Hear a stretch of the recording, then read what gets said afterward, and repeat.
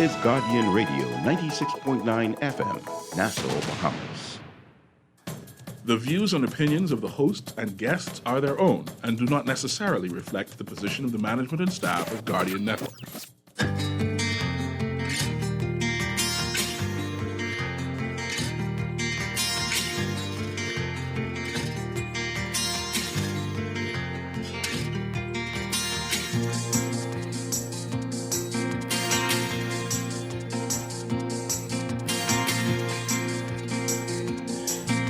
Good morning. A Grand Lucayan buyer by the end of the month. The Deputy Prime Minister says up to 1,000 jobs during the redevelopment of the property. The government wants consistency in age of consent for a range of matters. And we have a culture of victim blaming in the Bahamas. We're going to explore that this morning. It's all straight ahead. I'm Dwight Strachan, and this is Morning Blend. Wake up, it's a new day. Wake up, it's a new day. It's the start of a new way. You know that it's here. It's the start of the end of the old way. Wake up, it's a new day. Good morning again, Bahamas. It is Wednesday, April 6th, 2022. This is Morning Blend on Guardian Radio 96.9. Again, I'm Dwight Strachan. In a moment, Laverne Gardner will be here filling in for Chester Robards today. Also this morning in Morning Blend Business, we are going deeper into reaction with that report, the recent report by the UN on climate change and the impact it could have on the Bahamas. What we need to change here to survive. It's all straight ahead. But first, it's time for the overnight, the latest breaking news from while you're sleeping, and the top national and international headlines this morning.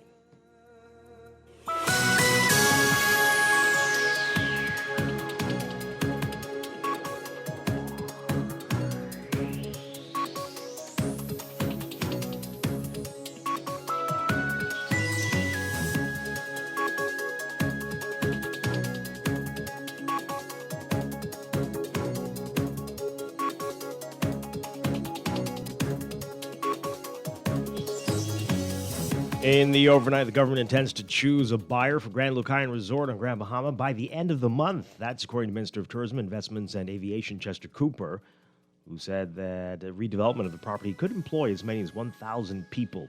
Cooper saying yesterday that the government is reviewing 3 substantial offers from potential buyers. He said any of the offers would be acceptable to the government, but they're seeking the best outcome for the Bahamian people. Legislation to address the numerous inconsistencies regarding the age of consent in the Bahamas could be brought before Cabinet as early as next week. Attorney General Ryan Pinder saying that legislation to address gender-based violence and disparities in citizenship will be brought to Cabinet in the following weeks as well. His comments followed days of outrage after Minister of National Security Wayne Monroe said a 4-year sentence for a 40-year-old man convicted of having unlawful sexual intercourse with a 14-year-old girl and getting her pregnant was too harsh. On Friday, Deputy Prime Minister Chester Cooper indicated that the government is considering raising the age of consent from 16 to 18. And Auditor General Terence Bastian is conducting an audit of the National Food Distribution Task Force, which began prior to the change in government last September. Bastian says he's seeking to conclude the audit in the shortest time possible, but he says there's still work to be done. The law empowers Bastian to compel the task force and the government to turn over all documents and information relative to the program. Government officials have said they do not have records to show how the task force used $53 million of public funds earmarked to feed vulnerable Bahamians in the midst of the COVID pandemic. Last week, Minister of Social Services Obi Wilshcombe said the World Bank had requested details on how its funding for food assistance during the pandemic was used to help Bahamians, but claimed the government had not been able to provide the information because it does not have it. House of Assembly last month, Prime Minister Philip Davis said there was a complete absence of records on the spending of the money and that there was no standardized reporting of results. Certified public accountant Philip Galanis, managing partner of HLB Galanis & Co., answering a question put to him yesterday by the Nassau Guardian, suggested it was not plausible that there are no records to show how $53 million was spent, he said he found it difficult to believe that any organization with carriage of 53 million would not have policies and procedures in place to ensure that there are adequate internal controls to ensure that the monies are properly spent. You can read more of that in today's Nassau Guardian. Overseas Western governments prepared today to toughen sanctions against Russia and send more weapons to Ukraine after Ukraine President Volodymyr Zelensky pointedly accused the world of failing to end Moscow's invasion of his country and what he said was a campaign of murders, rapes, and wanton destruction by Russian forces. In scarred and silent streets of ruined towns around Ukraine's capital, investigators collected evidence documenting what appeared to be widespread killings of civilians. Specialists cleared mines from devastated towns near Kyiv that Russian troops have left, and Moscow regrouped its forces for a new assault on Ukraine's east and south at the end of the war's sixth week. A small village about 40 miles west of the capital, police officers from a nearby town came to identify a dead man whose body was left in a field near to tracks of a Russian tank left in the area. One of the officers had found 20 bodies in the area over the last 2 days. President Zelensky says civilians had been tortured, shot in the back of the head, thrown down wells, blown up with grenades in their apartments, and crushed to death by tanks while in cars. He told the UN Security Council on Tuesday that those responsible should immediately be brought up on war crimes in front of a tribunal like the one established after Nuremberg after World War II.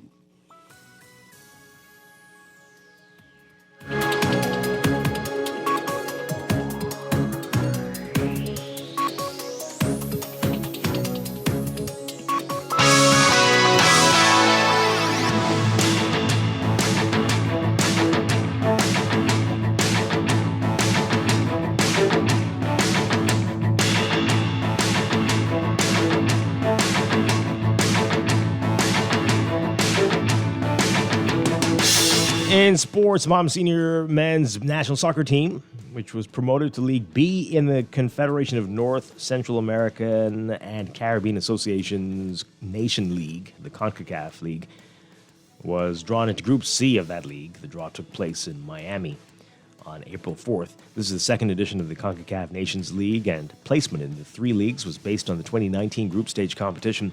The Bahamas is drawn in the same group as Trinidad and Tobago, Nicaragua, and St. Vincent and the Grenadines. The group stage will get underway with a home and away round-robin play set for June 2022 this year and March of next year. The schedule for the group stage will be released in a few days. The venues and kickoff times will be revealed later. More on that in today's Guardian Sports section. And the University of the Bahamas Mingos men's basketball team dropping 2 games in the NPBA, the New Providence Basketball Association semifinals. They were eliminated from contention for the 2020 championship, resuming after a 2-year break due to the threat of the COVID pandemic. The Mingos lost 101-58 to the Rockets on Friday night and then fell 102-81 on Saturday at the AF Adderley Gym. They dropped the best of 3 semifinal series, 2-0.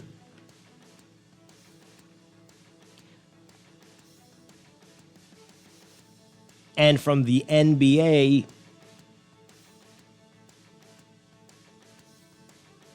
the Phoenix Suns eliminating the LA Lakers from the playoff race. The Phoenix Suns are the best team in the NBA this season, and according to the standings, it isn't particularly close. Devin Booker scored 32 points to lead the Suns to their franchise record 63rd victory last night, beating the LA Lakers, minus LeBron James, 121-110. They've eliminated the Lakers from the playoff race. Booker signed his jersey during the post-game celebration before handing it to team radio broadcaster Boy, who is broadcasting for the 50th season. Phoenix is 63-16 for the season, which is 8 games better than the Memphis Grizzlies, who have the second most wins in the NBA. LA, playing without James for a second consecutive game because of a sprained ankle, has lost 7 straight. Russell Westbrook scored 28 points, while Anthony Davis added 21 points and 13 rebounds. Lakers coach Frank Vogel said he was extremely disappointed that his team won't play in the postseason. DeAndre Ayton had 22 points for Phoenix, which avoided its first 3-game losing streak of the season. The Suns took a 63-58 lead into halftime, and Booker scored 16 points. Ayton added 14. Meanwhile, for the Lakers, Westbrook had 18 points for the Lakers before the break. That's sports, and that's the overnight. Time for your first look at weather.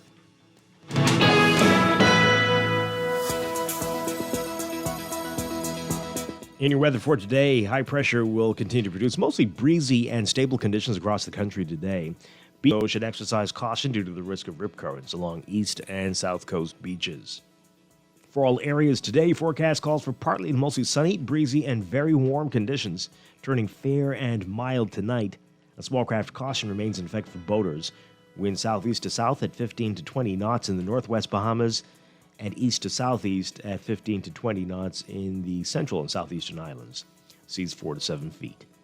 We're looking at highs getting up to around 88 Fahrenheit today, 31 Celsius. Overnight lows tonight getting down to 74 Fahrenheit, 23 Celsius. That's your first look at weather this morning. We'll have your extended outlook coming up after traffic in just a bit.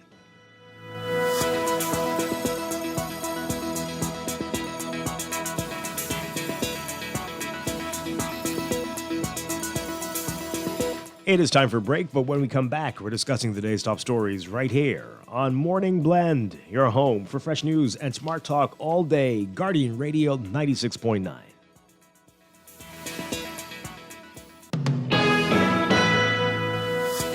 Around the world, Cleveland Clinic is recognized as a leader in healthcare. Our team of experts relentlessly pursues the best for our patients. From groundbreaking cancer research to state-of-the-art heart surgery, life-saving innovations happen here every day. When it's time to travel for your health, it's time to travel to Cleveland Clinic.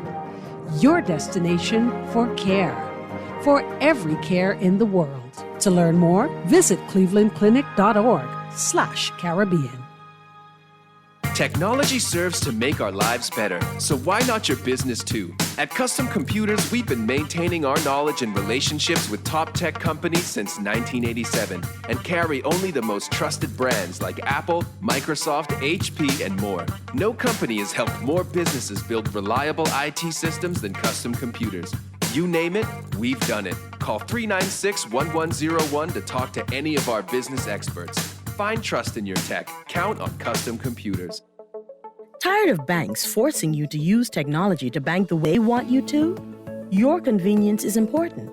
So no matter what your banking needs, Commonwealth Bank's friendly staff are always available in branch for that personal one-on-one service. But when you choose technology, our online and mobile banking app offers you state-of-the-art functionality.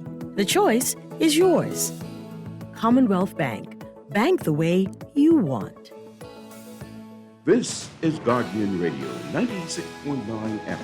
Fresh news, smart talk, all day. Wake up, it's a new day. Wake up, it's a new day. It's the start of a new way. You know that it's the start of the end of the old way.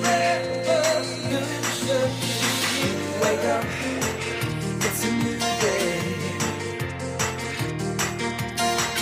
Wake up, it's a new day.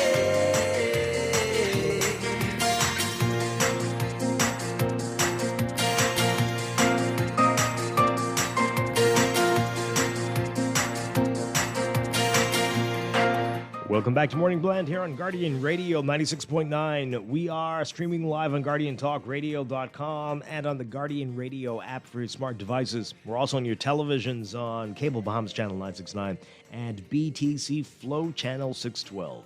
Once again, I'm Dwight Strachan. Join me now this Wednesday morning. It's Laverne Gardner. Laverne Gardner, good morning.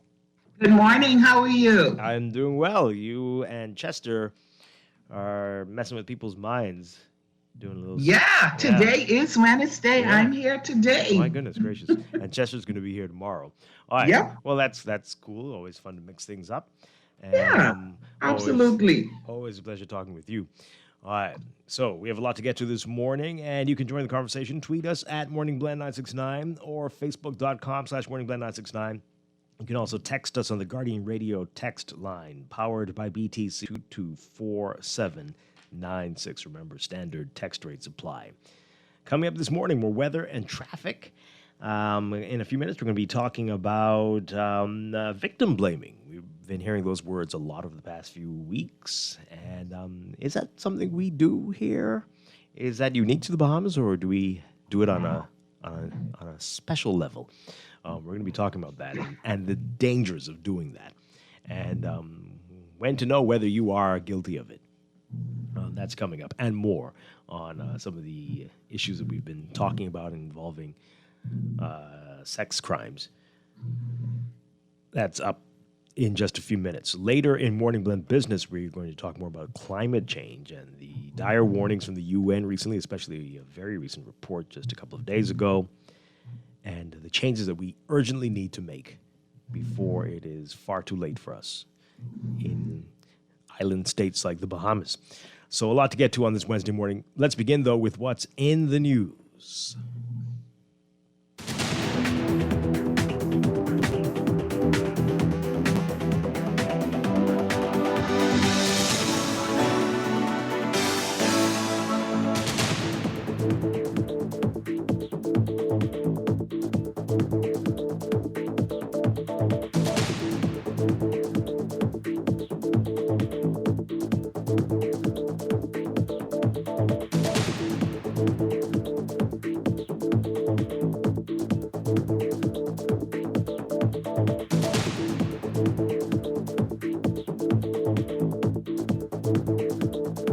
And in the news, finally, it feels like it's been forever, but we could know who the buyer for the Grand Lucayan will be as early as the end of the month.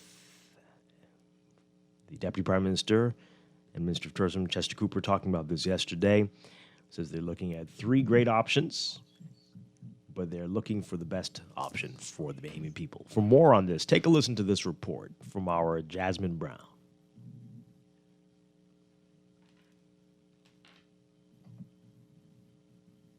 The Deputy Prime Minister says despite the fact that $200 million has been sunken into the Grand Lucayan property since it was purchased by the Minutes administration 3 years ago, the Davis administration is determined to salvage the deal. We're learning from the mistakes of the previous administration with the last deal that was on the table.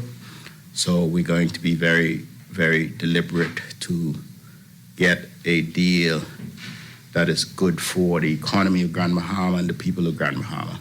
I anticipate by the end of April, we would have determined the sole candidate that we will advance into a exclusive contract. Cooper also says the government is seeking to complete the sale of the Grand Lucayan in a matter of weeks as top bidders have been narrowed down to 3. Either of these offers would be, in my view, acceptable to the government, acceptable to the Bahamian people. We are at the moment engaged with all 3 of them. We are seeking the best outcome for the Bahamian people. I've always said that it will be a combination of the size of the check, the vision for the resort, and a shared vision for Grand Bahama. So we're seeking to find the right partner. The Minutes administration purchased the resort from Hong Kong conglomerate Hutchison Whampoa in August 2018 for $65 million. In March 2020, the government signed a heads of agreement with Royal Caribbean Cruise Lines and the ITM Group, who promised to invest more than $300 million in the redevelopment of the project and construction of a cruise port. However, the COVID-19 pandemic delayed and changed the terms of the agreement. In December, Cooper announced that the Davis-led government canceled the deal with the group and would hold a second RFP to find a new purchaser. When asked what is the ideal sale price for the Grand Bahama Hotel, Cooper declined to give figures, but he did say this. We are going to do our best to ensure that we get the best possible outcome for the Bahamian people. You would recall that the last deal was in the region of $65 million. And all I can say is that we're going to do the best possible job for the Bahamian people. So more than $65 million? We're going to do the best possible job for the Bahamian people. That's all I can say at this time. Sounds more in line with what you think the property is worth? We're going to do the best possible job to get the best possible outcome for the Bahamian people. and the taxpayers. Reporting for Guardian News Network, I'm Jasmine Brown. All right. The next question was, are you going to do the best possible job for the baby people? Sorry, that's just me being silly. Anyway, Laverne. Yes. Hey, how do you feel about that? Grand Bahama, Grand Lucayan, getting closer. I don't have a feeling, Dwight. Oh, we've been here before. So at this point, I am just waiting to see what happens. I'm not excited. I'm not, now when it comes to the sale of the Grand Lucayan, I'm like, let me wait and see. Because at this point, I think that I'm going to require to actually see a check. Not memorandums of understanding, heads of agreement, none of that stuff. Because we've been here before. We've gone further than this before, and at the end of the day, nothing has come of it. And so for me, I would love to see it come to fruition. Absolutely. But I am at the point where I'm not like, oh, yes, finally. Okay. Not until we have concrete proof. And also, I'd like to know what the terms of the sale is, how much the government is going to sell it for. And I know they're going to do the best, go for the best deal within the, whatever's in the best interest of the Bahamian people, of Grand Bahamians. I want to know actual dollars.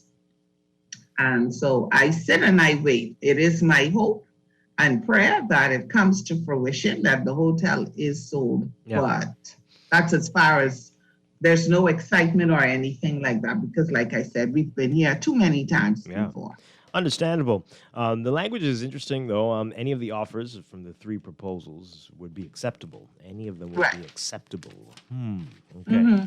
Well, as you say, we've been here before. It's been a long road, and people recall that this has been straddling two administrations here, and there was a tentative deal, but the new administration canceled that and entered a new request for proposals and ended that process last month. 5 bidders were invited to present their ideas to the Lucayan Renewals Holdings Board on how to transform the property, and here we are, whittling it down to 3 and then to 1. Yeah. Again. So we'll see, by the end of this month, we'll have the big reveal, and we will go from there. Grand Bahama absolutely needs that injection. There's no doubt about it. But like I said, at this point, I'm just, okay, let's see what happens. Yeah. All right, let's get your views on it, folks. Give us a call, 323-6232, 325-4316, 325-4259. Tweet us, Facebook us, text us, 422-4796. All right, I'm getting some of your text messages. This is an interesting first one that came in. We'll get to that in a moment. Wow. Okay, this one here says, by the DPM's comments, he's playing politics and failing to admit the truth that the deal would have been sealed if it wasn't for the pandemic. What? Anyway, in addition, he doesn't want to admit that his government will be spending more than the former administration. He's the chair now. He's in the chair now, not the Aguilar. Okay. Says here, I agree. I'm not excited about the sale or the MOI. I won't celebrate until Grand Bahamians are working and Grand Bahama is moving. Anything else is unacceptable. Okay. All right. Well, we will see. We'll see. We'll keep you posted on that one, of course. If you want to, continue to message us or text us about that. All right, so there was some excitement yesterday. Protest over Crown land. For more on this, take a listen to this report from our news partners with Our News and Sasha Lightbourne.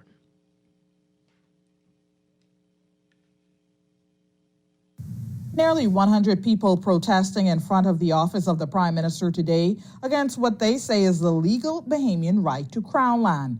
The group says illegal migrants are also burning down forests in southern New Providence. Advocate Lincoln Bain says Crown land belongs to all Bahamians, and their group is willing to take this matter as far as the Privy Council. Crown land belongs to all of the Bahamian people. But up to this time, Crown able to be really used by either politicians or their cronies or foreigners. And we are concerned that a hotel could come here and be given tens of acres, tens of thousands of acres of Crown land, sometimes hundreds of thousands of acres of Crown land. While if a Bahamian asks for 1 acre, it's a problem. Attorney Maria Daxon sharing similar sentiments, noting former Prime Minister Hubert Ingram prepared a document explaining 3.5 million acres of Crown land are available in the Bahamas. We have about 400 plus people in this country. Each one of us can get 2, 400,000. Each one of us can at least get 2. You want to see, right? I am telling the Bahamian people this morning, I come to this government right now for them to allow us to get 1 acre each. Now, Attorney General Ryan Pinder told the media this morning that these people have no right to the land. In fact, he says a cease and desist order will be drafted and released as early as next week. We are proceeding. I have a draft cease and desist order that I'm reviewing. That will be posted to give everybody of the intent of the government to protect its Crown land against criminal trespass. It is drafted. I have to review it. I'll go over it with the Prime Minister, and it will be posted appropriately. Reporting for our news, I'm Sasha Lightbourne. Okay. Let's get your reaction to that as well. 323-6232, 325-4316, 325-4259. Tweet us, Facebook us, text us, 422-4796. All right. Let's go to the phone lines. Good morning, caller. You are on the air. Good morning, Glenn. How are you? Doing well. Wonderful, wonderful. Earlier we were talking about not the Crown land. Grand Lucaya. Yeah, Grand Lucaya. I just called to really congratulate the sitting government for moving so swiftly. And well, we haven't signed the deal yet. We haven't gotten the check yet. But with the tenacity and the business experience of this, Mr. Davis, well, we hope to get that deal signed. And kudos to them. And Grand Bahama, congratulations, as we await that city to be lit again. Okay, and it's not a little too early for congratulations. Not a little too early for congratulations. I don't think it's too early. See, what I really believe in is that if you speak positivity into things, then it takes place. If there is negative atmosphere, then negativity takes place because you provide the atmosphere. Is that across the board or only with certain things? Dwight, that's across the board. Okay, I have great hope and aspiration in the sitting administration. It's a new day indeed, a new day. Yes, our country must move forward, man, and it needs positive people to do so. Positive young people like yourself. Yes. You know, so we've got to encourage it. We are the light. You know, we got to move forward, man. I agree. You know, once again, thanks for letting me share. Oh, you're welcome. Thank you very much. Okay. Yes. Hey, caller, you're on the air. Good morning, Dwight. How you doing? Doing well. Good morning. Good morning, Dwight. Morning. The commander from Northern Dwight. We finally got some BME people who have some cojones. I agree with Lincoln Bean and with Daxon. And hadn't I known but that I would try and we would have 10,000. See, we thought that going through the whole entire Bahamas one time. He loot through Abaco and all the money. The foreigners will come here and get land. Nothing said. And like they said, any foreigners come and get land and set up on our land, like we're supposed to give the I group and all the things, all our land, over 15, 20 years and they do nothing. And they're right, we inside our land. And see, they ain't seen nothing yet, right? See, this cool being people, we ain't scared no politician, we ain't scared no police. I don't expect Christian council, because we know what they want. They want the Crown land, bus and taxi plane, all kind of food in it. See, right? They on the right. What does that mean? What does that mean? Pardon me? What does that mean? You're not scared of the police? What does that mean? No, because right now we seeing a lot of people doing a lot of wrong in this country and getting slapped on the wrist and doing all kind of food just getting away, man. If laws would be able to be done straight across the board, my brother. Yes. Straight across the board. I agree, and I just want to say this at the risk of me being attacked again in a vicious video. If you see wrongdoing, fight against it, absolutely. But to counter with doing the same thing that the wrongdoers did is really, Dwight, really see, dangerous. I understand. I understand what you're saying, but sometimes, Dwight, in order to get things done, you got to fight. I agree. When the people came out of the promised land, they meet people in the land. Go say that's your land. What they had to do? They had to kill the people and do whatever they do. See, before this, got to understand, we are not they civil servants get paid our money. They don't want their own money like that. Half of them doing the slowest 70 bills in Parliament. All right. Okay, we need to fix this country, my brother. I totally agree. We got to fix it. All right. Fight against everything that is wrong. Just don't do the same thing the wrongdoers are doing. Don't do that. Find another way. And I know it's very dramatic and it makes a statement, and you might get more action. You might, or it could just make the situation worse. I'm just saying. But did he say that about killing people? Okay, I didn't. He was just making a reference. He was right. He just used the reference about the children of Israel and the promised land. I see. I'm sure the caller was not advocating killing anyone. Right. But on this whole matter, I don't understand how the process works in terms of Crown land. I do understand that people apply for Crown land. We've heard for Crown land and waiting years and years and years and years for a response and never receiving one. I think at the heart of all of this is Bahamians feeling as if the rules don't apply to everyone. So they see people squatting or going onto Crown land and building structures or doing whatever it is that they need to do, and there appears that there are no consequence for them. And they're saying, hey, if this is happening here, if other people are allowed to have Crown land or access Crown land, then we should be as well. And I think that's what it is. I think at the heart of it is just that, you feel this is my home, this is my country, but I don't believe that or feel or I have not experienced that the rules always apply across the board to everyone fairly. Now, we can argue about the method of what they're doing, whether we agree or disagree with the way they're going about it. Like you said, I just want to say, because people might not understand what we're saying, this is not about the protest. This is about what was done a few weeks ago when folks took it into their own hands to claim a piece of Crown land for themselves. They said, well, since those people over there are doing it, we're going to do it too. Right, and that which goes back to your point of, do you necessarily make it better when you choose to do the same as the person who's breaking the law? Or not following the rules, So totally in agreement with fighting for your right to Crown land. Absolutely. But the methods have to be methodology. Right. How you go about it. How you go about the fight. Yeah. All right. I'm sure that's going to be in a voice note soon, and who knows what. Well, hey, Dwight, that's what makes it exciting. Yeah. Enjoy. Opposing views, right? Send that all over, and let's see what comes out of that. Good morning, caller. You're on the air. To make a call, okay. Please hang. Let's take the other one. Good morning, caller. Hey, good morning, Dwight. Hi, good morning. Good morning, Miss Gardner. Good morning. Dwight, I think that every Bahamian in this country should be appreciative of where they was a year ago and where they is now, basically 7 months. It's a big change, Dwight. It's not just a new day, but it's a big change for me, you. Doesn't matter your political preference, your religion, your sexual preference. It's a new day for everybody in this country.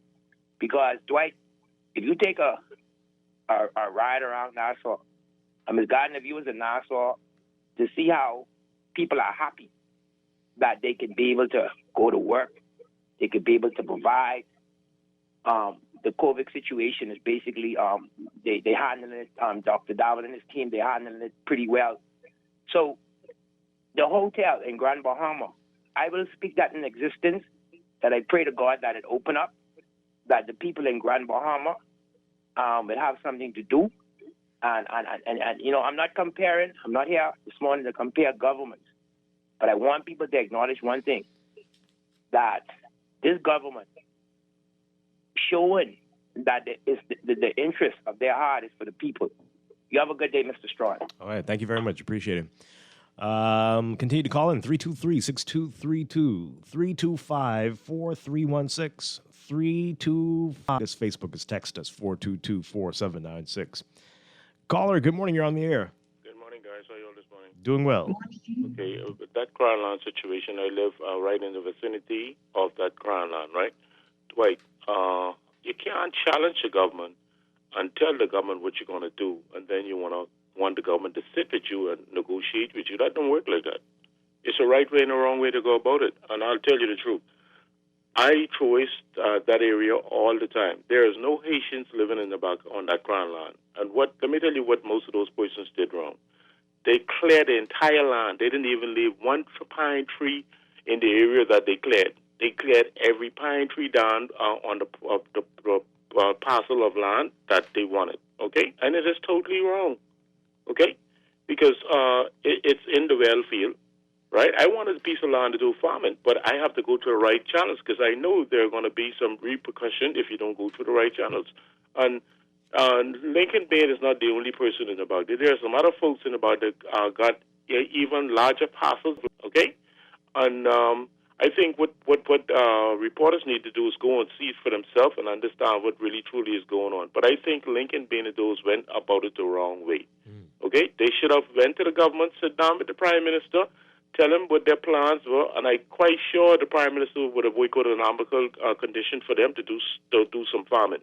But you can't go and put everything on social media and say you want to build houses for people when the government have a housing structure that they're dealing with. You understand what I'm saying? So, and it's like less than a quarter mile from the government housing projects. That is wrong. Wrong is wrong, Dwight. Have a nice day. Okay. Thank you very much. Appreciate it. Well, that's what they're complaining about. That's what the protest is about. People have tried that. Maybe not specifically with this prime minister, but people have been trying that with the government for years, decades, and they still end up with nothing. And so they're agitating for the... So it's frustrating for everyone indeed. Good morning, caller, on the air. Dwight, good morning. Hi, good morning. And good morning to Laverne Ms. Gardner. Yeah. Morning. I'm listening to the previous two callers, and I'm very concerned as a law-abiding citizen in this country. A lot of persons have spoken highly about Bahamians being very laid back. We have been addressing many situations in this country for decades, and not necessarily, as you so rightfully said, this particular prime minister. But there comes a time, a boiling point, when persons have had enough of the foolishness. We have been addressing the illegal taking of land, squatting on land. We have seen other persons benefited from this country. Bahamians have been shouting and screaming from the hilltops for decades on getting these things right. Sometimes you have to go outside the bubble in order to get the attention of those persons who are in authority, who should be correcting the situations in this country. And yes, like I said, I am a law-abiding citizen. However, when is enough for Bahamians who are law-abiding, but they see other persons taking advantage of situations here that should have been corrected for all? We have to continuously be battling with. I mean, I've heard and seen persons who are very calm, very law-abiding. They play by the rules. They do everything by the book. But yet, we are still being neglected by successive governments. Not put this one in particular, but there comes a time when we have to correct the situation. Sometimes you have to do drastic things in order to get the attention of these people. No, what's drastic? A protest or mowing down protected Dwight, or as you plan to be protected so rightfully see in trees? this town, people have been marching up and down Rawson Square, Bay Street, protesting, whatever. And you know what the end result is? A lot of persons feel that protesting is not working anymore. They are not taking Bahamians seriously. So you have to sometimes take it to the next level to get their attention. That's all this is, to get their attention. And now that their attention is now given, I think now sitting down and really, truly negotiating for what's best for Bahamians can now take place. Okay. And that's my contribution, my call. All right. Thank you very much. Yeah. A lot of people protesting, marching up and down, and only getting sweaty. Yeah, and Dwight, here's the thing, like the caller just said, at some point, I think it is only right that any government, lest someone think I'm picking on a particular government, you see that your citizens, the people in your country are unhappy about a situation. They've taken to the streets, they've protested, they've taken other measures, whether we see them as unlawful or drastic. So at some point, I think you need to say, let us address the issue at the heart of this matter. We're very good at addressing the protesters and saying what you're doing is wrong. This is wrong. You shouldn't be doing this. You are breaking the law. If you continue, you will be arrested. Okay. But also at the heart of this is an issue that we all know is a problem, that people have gone through the right channels. They've filled out, they've been waiting years. So let's address that as well while we are addressing the people who aren't conducting themselves the way that they ought to, the people who are finding drastic measures to get attention to their cries or whatever. Let's address that issue as well. Why not look and see these people have genuinely applied and no response? Why is that? Yeah. Hey, I hear you. Yeah. Demonstrations. Instead of mowing down the trees, I might have done a sit-in, camp out, put down a camp, put up some tents, stay there for, a couple days, see what happens, try to move us, something like that. I want to mow down the trees. That's just me. Right. Right. Especially knowing where that is and that it was protected. But I have, yes, you've got to make your voice heard. Do whatever it takes, except for something destructive. But yeah, continue to protest, continue to speak out about it, but don't break the law. Don't break the law. Let's take some more calls before we take a break. Good morning, caller. You're on the air. Hello, good morning. How are you? Doing well. Good morning. Great. I think people are just tired. I agree with being lawful, abiding, peaceful, intelligent, accountable. I think people are just tired of taking the issues intelligently, bringing it to you, petitioning, protesting. They tired and they wanted majority. When majority came into play, they threw the mace out of the window.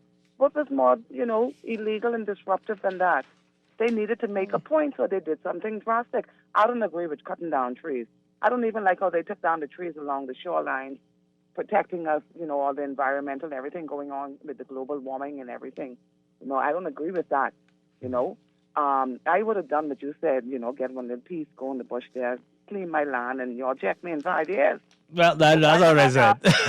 Sorry? That's not what I said. I didn't build on the land, but camp out, call the media, call the authorities. Come watch us. We have set up a camp, and we are here. I've seen many camps around here, and I'm 48. Mm-hmm. And it's not, all my life, these camps been here, and it's not been addressed, corrected, or anything. Slightly different type of camp, but yes, I think. I know. Yeah. Nothing permanent. I wouldn't put up anything permanent. Just a tent. We sleep in here tonight. Go. Right. Hundreds of us are going to camp out here until you understand how serious we are about this issue.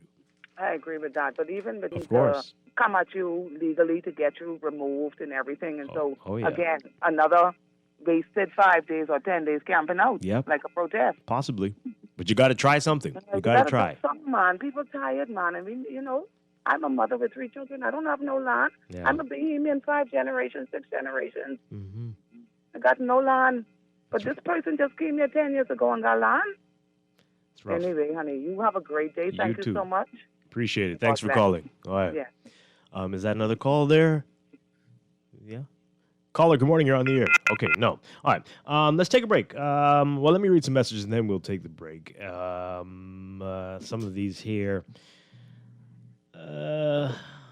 Laverne is speaking like a true Grand Bahamian. We have become disenchanted with any promises that are made concerning anything with talks of a deal in Grand Bahama. We were promised again. It never happened. Oban, that never happened. That was a good thing, right? And we are tired of talk. Okay. That's where we are. Very true. Yeah. This person says, what other projects are on the table for Grand Bahama? Let's not put all our eggs in the same basket. We're not putting all the eggs. There's No, a couple there are ports. other projects that appear to be on the table for Grand Bahama. At least 2 There's cruise still ports, to right? deal with the Carnival Cruise Line. There are other, proposed investments. And so we're not putting our eggs in one basket. I don't see the sale of the hotel as the savior for Grand Bahama. However, I'm just saying if this is if this is an investment for Grand Bahama, I am just going to wait and see because, like I've said over and repeatedly, we've been here before. Yeah. So this text here, you see Grand Bahama, someone, what? You see Grand Bahama, someone do want you. Oh, okay. Grand Bahama, somebody does want you. But Dwight, I have never seen a government waste money like the Bahamian government in all areas. Even if the sale of the hotel goes through, people will still lose. And why isn't Grand Bahama in on selecting the next hotel buyer? Like, well, yeah, what do you mean? Like the people or like a local government authority, something like that? Is that what you mean? And have a town meeting and say, these are the prospective buyers of the property. What say you? No. The central government decides everything in the Bahamas. Yeah. That's how it works. Absolutely. We know how that works. I found what the comment that DeWitt made, I found very interesting. When he said, if I was in Nassau, I could drive around and see people happy. I don't want to do that. I want to drive around in Grand Bahama and see people happy and back. Yeah. And I do clearly need to drive on some new roads, some different routes as well. You need to change your lens. Yeah. Maybe, okay? Maybe. Change it's your lens. Perhaps. Maybe it's my car windshield. Maybe that too. It is all of that. Right. This one says that the DPM said that he will get $150 million on the deal. Did he say that? What? So any of those three offers, see, this is inside information. Okay. This person says, I want my acre to be beachfront in Exuma with all the utilities. Okay. Is that what you're calling Albany now? Anyway, this one's... You gotta... Well, anyway. Okay, I don't know. So let me understand this. When Bahamians demand their birthright, the government runs fast to stop Bahamians. But when illegals are squatting on Crown land, there is no movement by the government. Make it make sense, please. Yeah, that's very upsetting. Very upsetting. See, and it just goes back to what we're saying and what previous callers have said, the frustration, because it appears that the rules do not apply to all. And not just illegals. When you see investors come and then they abandon their property, it's just sitting there. Nothing's happening. The building's falling apart. It's just sitting there. And you're thinking to yourself, this can't be right. And here it is. I've been waiting for 10 years to get a response about 1 acre of land so that I can do some farming. Yeah. This one says, Dwight, it's not the method. They will only act when a Bahamian is breaking the law. So all of us need to take a stand. Prove me wrong. Well, that's very, very unfortunate. Oh, boy. Okay. Isn't it? Yeah. Bahamians, go on Google Earth and see all the land that's been cleared. And I guess you'll see. Another text, with the exception of this government removing the COVID restrictions, exactly what has the government done? The hotel in Grand Bahama still ain't sold. Monroe still talking crap. OBE talking, okay. But yeah, so another one here. I feel like the Port Authority is hurting the tourism sector in Freeport. Until they're out of the way, no hotel's going to thrive.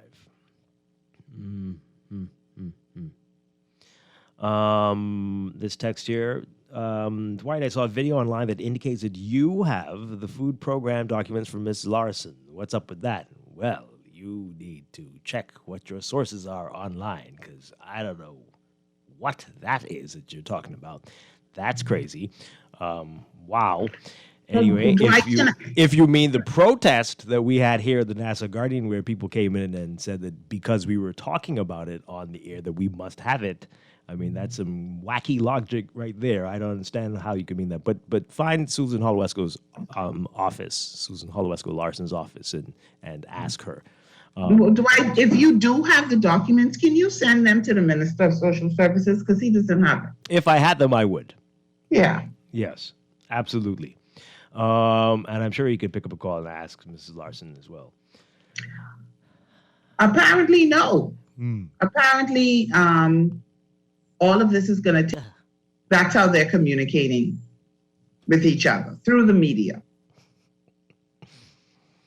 You know what? On that note, let's take a break. This is this is Morning Blend on Guardian Radio 96.9. We're going to be back in just a bit. Stay with us.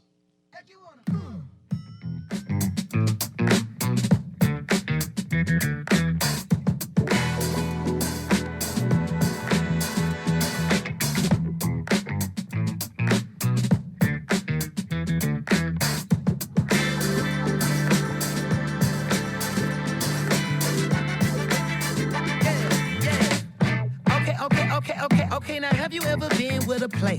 Take you downtown where they treat me like the mayor. Take you to the crib where you take it upstairs. What's upstairs? Shit, I'ma show you later. Don't need a spatula, everything catered. Extra flavor. Go ahead, sprinkle some truffle on your mashed potatoes. I'm trying to love you. Is you gonna love me back? You only get what you give. Ain't you heard of that? Look here, I don't ask for much. You know what I want. I just want what's fair.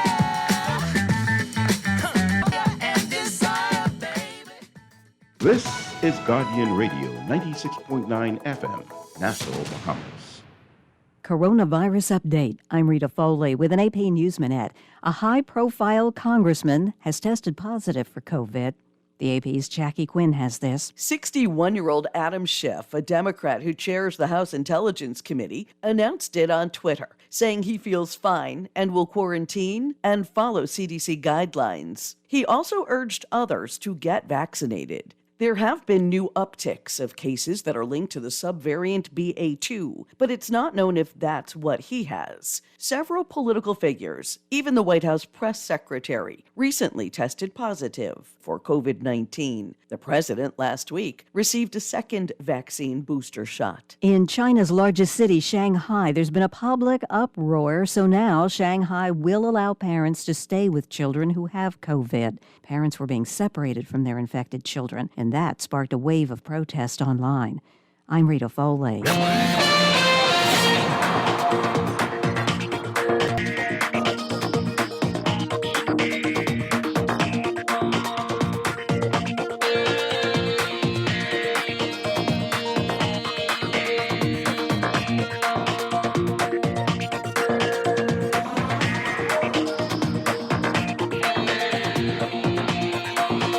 7:48 the time for your first look at traffic for this morning, brought to you by RBC. From house hunting to home sweet home, RBC is by your side.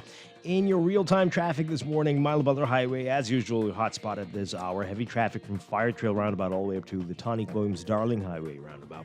That's in the northbound lanes there. Gladstone Road also busy for you just north of Fire Trail, northbound to John F. Kennedy Drive. Carmichael Road seeing some building traffic eastbound to Blue Hill Road, and from about Carmichael up to the roundabout with Independence Drive, northbound on Blue Hill, you'll be seeing some heavy traffic there, especially north of Soldier Road. Building traffic westbound on Carmichael as well, heading toward Coral Harbor Road, the roundabout there. And at the junction of Milo Butler Highway and Faith on Carmichael, both directions, east and westbound. Elsewhere, we've got that building traffic on Eastern Road, westbound, and northbound on Soldier Road, just north of Robinson Road, near the intersection with Bernard, Wolf, and Village. That's looking busy for you. Marathon Road also busy northbound this morning on the way to Wolf Road. And pockets along Robinson Road, especially between Old Trail and the intersection with Soldier Road, and Prince Charles Drive and Beatrice Avenue, Prince Charles Drive, Fox Hill Road, Prince Charles Drive near Elizabeth Estates. Those are your hotspots for now. We'll have another real-time report for you after the 8 o'clock news. That's your Morning Blend Traffic Alert, brought to you by RBC. Start or switch your mortgage with RBC by your side. Visit rbc.com/Caribbean/mortgages to pre-qualify today.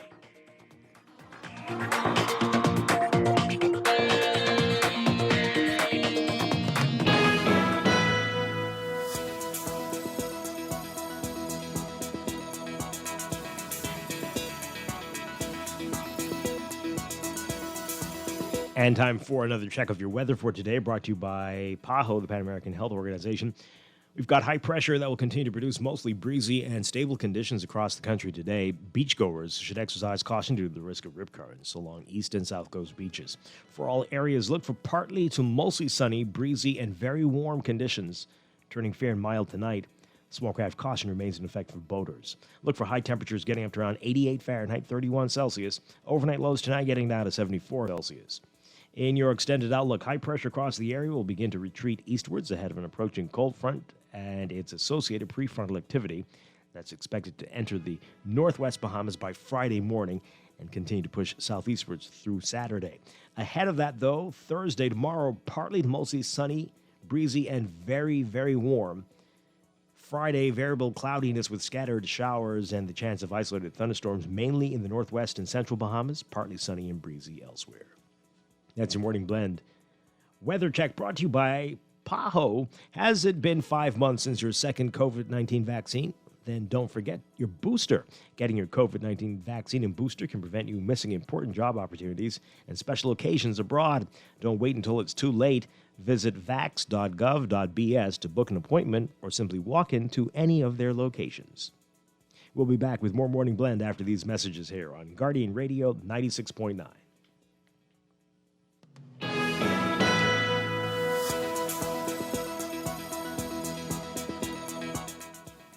When you're hunting for your first home, it can feel like a lot.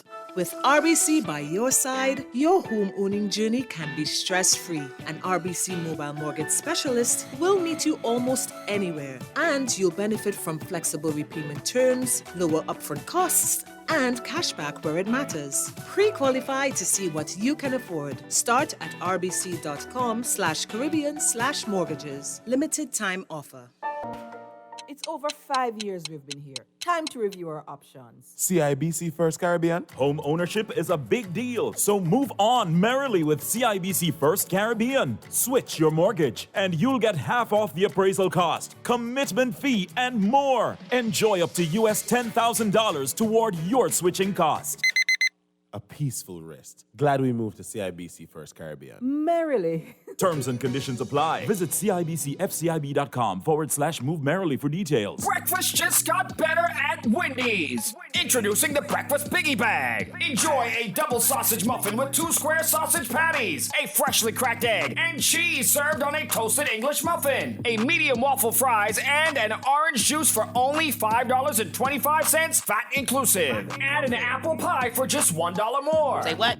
At Wendy's, better breakfast is all day. Offers valid in participating locations. Wendy's, different inside and out. Wherever you're headed, the Custom Computers Know-How team is standing by to help guide you in the East and the West. We now have 2 convenient locations on Patton Street in Palmdale and our newest store in the Caves Village Shopping Plaza through the Blake Road entrance. Discover the latest products by top international brands and the knowledge you need to unleash tomorrow's technology today. Drop by Custom Computer out west. We're open Saturdays from 10 till 4.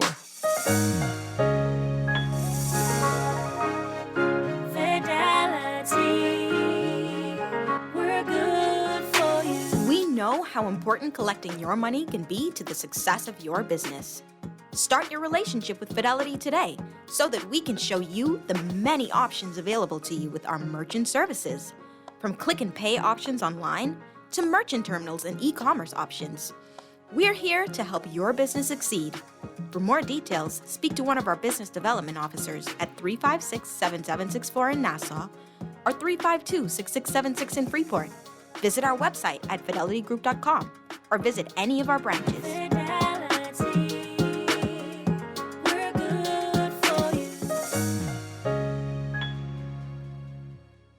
One thing there is no debate about is that BTC has the best rates. Now, the best rates just got better because you pay half the price of the other guys with your BTC home internet and mobile services combined. Switching to BTC is a no-brainer because I pay less with BTC and get super fast internet with speeds up to 600 megs. The other guys, their internet only go up to 105 megs. Get all the internet you want at half the price when you bundle your home internet and mobile. Visit a BTC store to make the switch today. Conditions apply. Whenever you want, Wherever you are, for all your banking needs, we make it easy.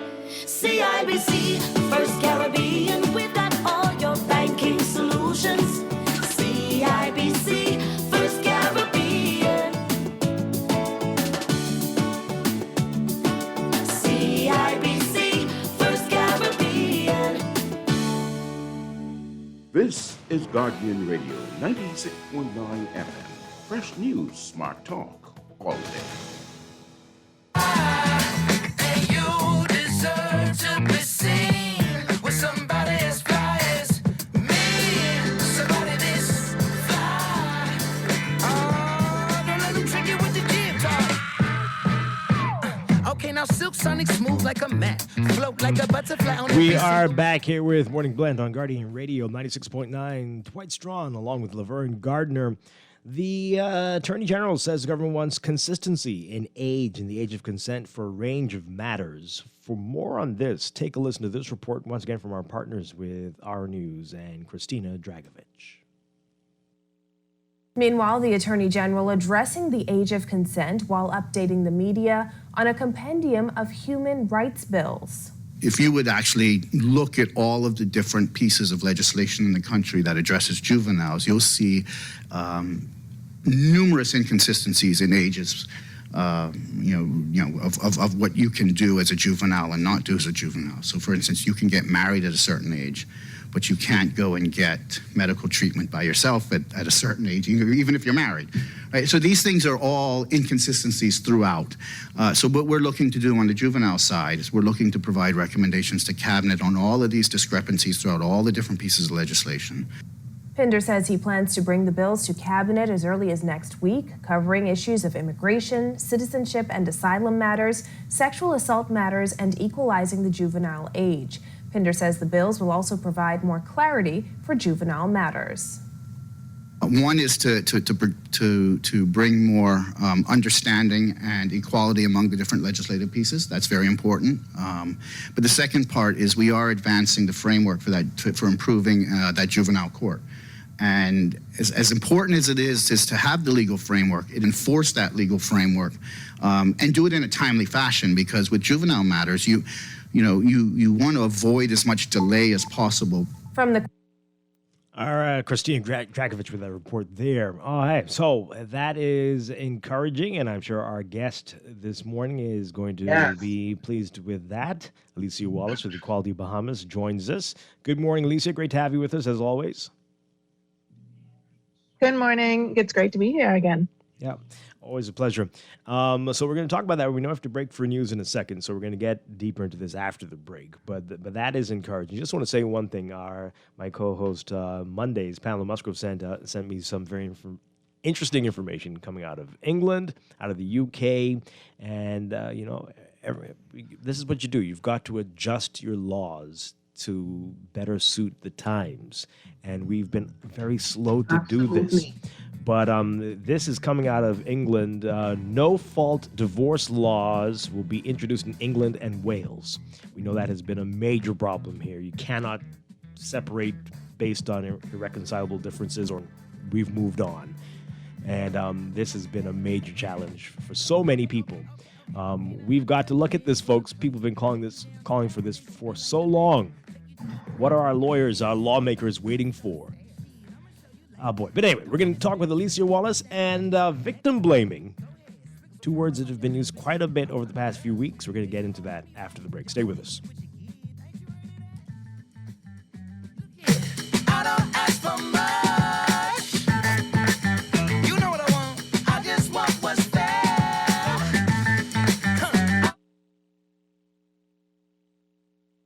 April 6th, 2022.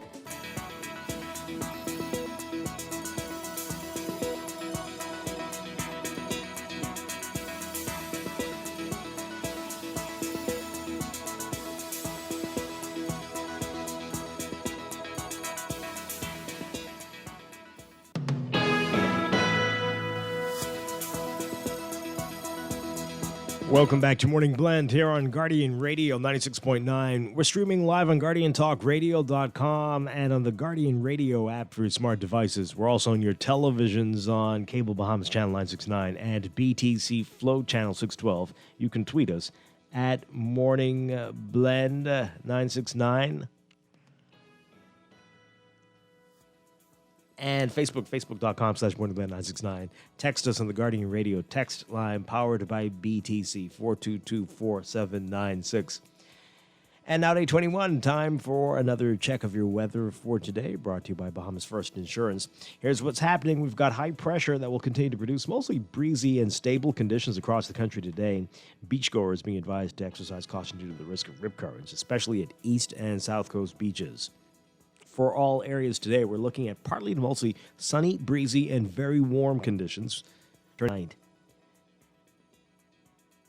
we've got a small craft caution in effect for boaters. Temperatures today getting up to around 88 Fahrenheit, 31 Celsius. Overnight lows tonight getting down to about 74 Fahrenheit, 23 Celsius.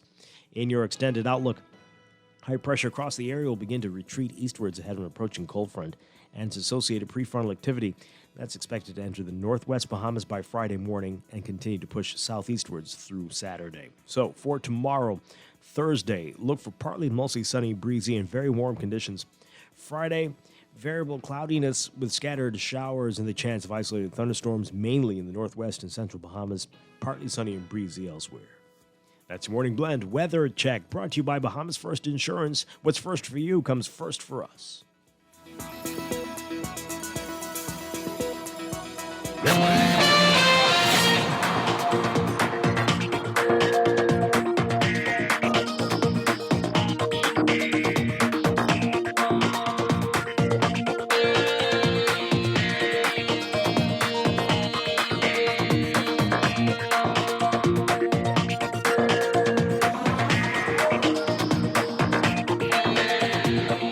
Day 23, time for another check of your traffic for this morning, brought to you by RBC. From house hunting to home sweet home, RBC is by your side in your real-time traffic, six-legged roundabout, multiple directions of issues there. See that traffic there.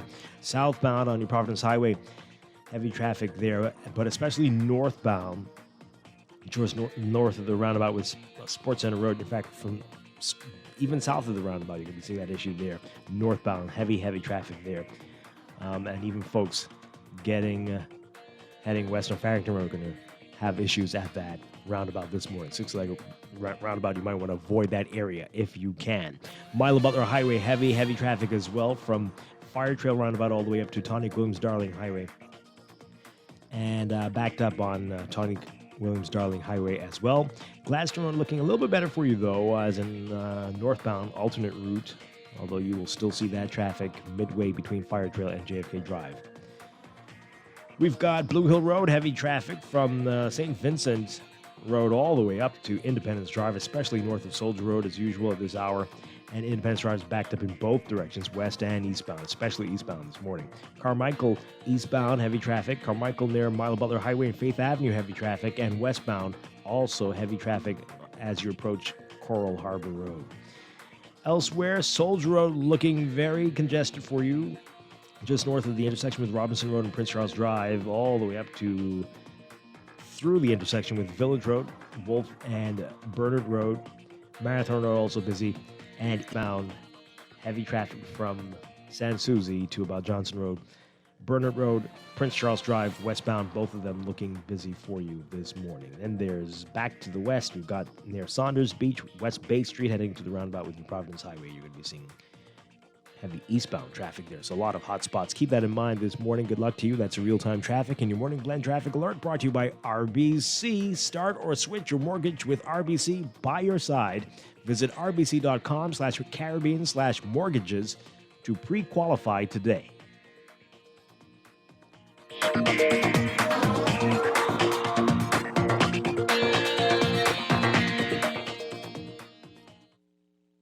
Around the world, Cleveland Clinic is recognized as a leader in healthcare. Our team of experts relentlessly pursues the best for our patients. From groundbreaking cancer research to state-of-the-art heart surgery, life-saving innovations happen here every day. When it's time to travel for your health, it's time to travel to Cleveland Clinic. Your destination for care, for every care in the world. To learn more, visit clevelandclinic.org/Caribbean. From our beginning on Bay Street in 1927, Kelly's House and Home is still going strong. Catch our anniversary 1st through Wednesday, April 6th. Save 20% off on home decor, housewares, paint, linens, china and gifts, baby, toys, and stationery, except on net items. Come by Saturday, April 2nd, beginning at 7 a.m. and receive a token of our appreciation with purchase while supplies last. Shop online at kellysbahamas.com. Happy 95th anniversary, Kelly's House and Home. We're proud to be a part of your life. Earning zero interest on your savings at the bank? With as little as $100, you can start earning interest on your money while you're sleeping, eating, or standing in line at the bank with the CFAL Savings Express Plan. Ready to invest? Start by putting $1,000 into our mutual funds and earn interest there too. Because at CFAL, your interest is our interest. Visit CFAL.com to start now. CFAL. Growing wealth for future generations of Bahamians. Know what sound that is? That's an office. Now how about this? That's the doorbell to your new home. But what if we told you both sounds are in the same place? That's right, because if you start or switch to an RBC mortgage, you could win a $3,000 US gift card to create or upgrade your home office. Pre-qualify to see what you can afford. Start or switch at rbc.mortgages and win your way to a $3,000 US gift card today. Valid until April 30th, 2022. This is Guardian Radio 96.9 FM. Fresh news, smart talk, all day.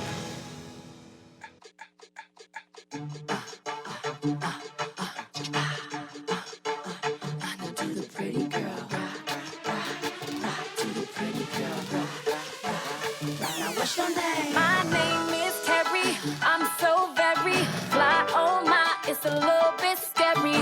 Boys wanna marry, looking at my dairy. And you can stare, but if you touch it, I'm a berry. Pretty as a picture, sweeter than a swisher. Mad cause I'm cuter than the girl that's richer.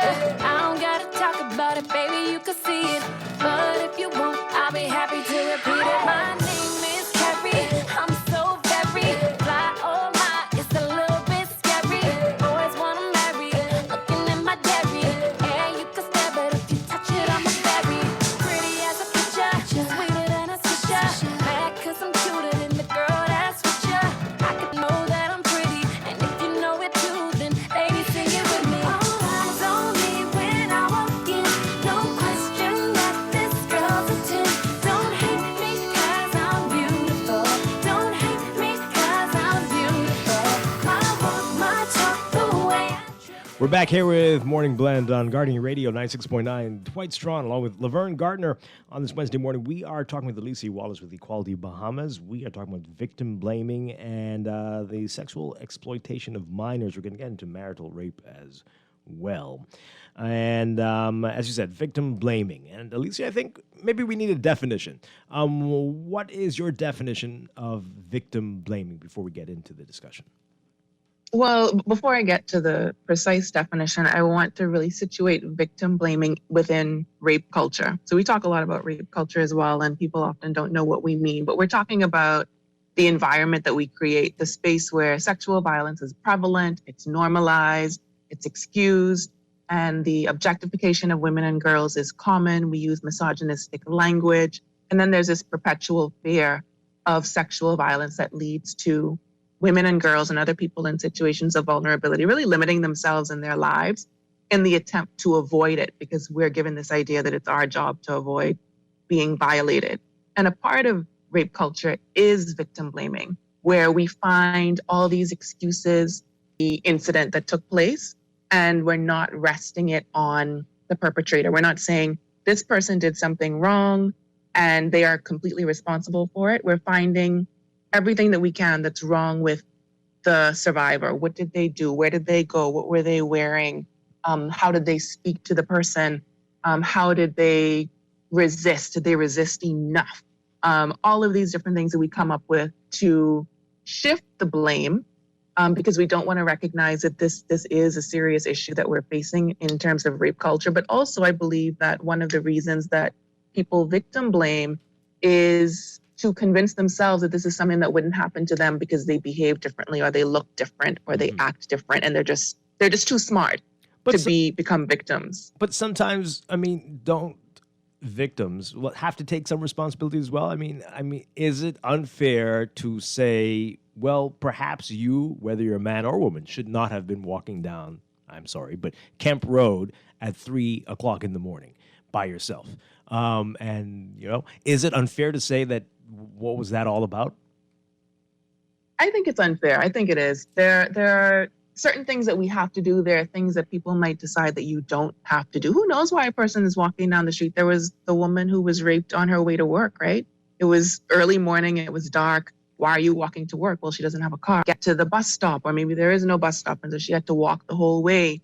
She doesn't have a father or a brother or some protective figure to walk with her, to accompany her. I think when we create these scenarios in our heads where people are just being reckless for no reason, it gives an excuse to perpetrators, and we're sort of letting them know that, oh, you can get away with these things at certain times and within certain contexts. Yeah. Can you do both? Can you say, well, you know, the perpetrator had no right to do this, but also you put yourself in a dangerous situation? Is that still victim blaming? I think there are certain precautions that we already try to take. You know, there are, every now and then you see these advisories from the police where some friendly looking police officers' pictures in the newspaper alongside all these tips to avoid being raped, to avoid being robbed. And it's really laughable for women and girls because we've been taught how to avoid being raped our whole lives. You know, it's second nature. We don't even have to think about it in a lot of cases. You know, you get an invitation and you're already like, oh, let me think about what man I know that can accompany me to this thing. Or I have to leave work late at night. Let me make sure that there's a male colleague who's able to walk me out. It's not even something that someone has to tell you to do it because it's so ingrained in us. We learn to do it. This is the way that we live our lives. We have this added burden. It's automatic. All right, I want to go back to something you said about the perpetrators, how it might embolden them. Let's talk more about that. Why would that happen? How does that happen? They really operate with impunity. It's like there's no punishment for them. You know, if they are punished, it seems to be they're getting these light sentences. We've been complaining about these sentences for years and years and years, particularly in the case of really young children. We've heard some really horrific stories about 5 and 6 year olds. The public gets really upset about those.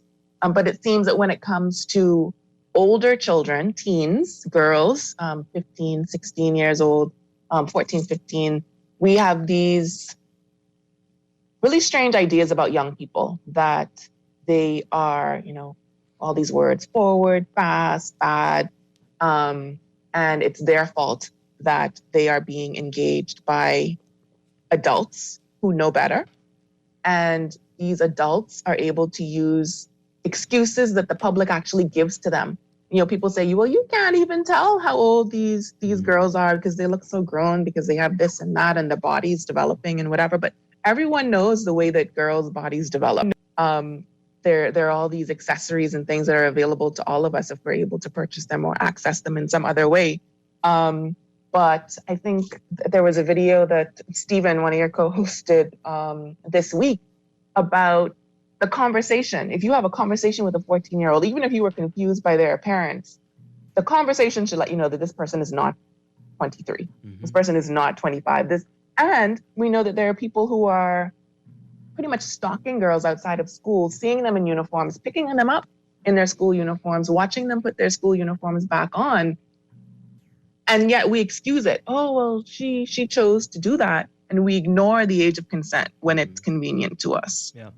I think Alicia, do you find, sorry, Dwight, do you find that when we have cases with especially these younger age girls, do you find that the water gets muddied in terms of the responsibility of the perpetrator when we introduce things into it like, oh, well, this person was quote unquote permissive, they gave consent, there wasn't force, or how they were dressed, or like Dwight said, where they went. Why were they on the road at 3 a.m. in the morning? Do we muddy the water when we introduce all of those things and then shift the focus from the perpetrator to the victim?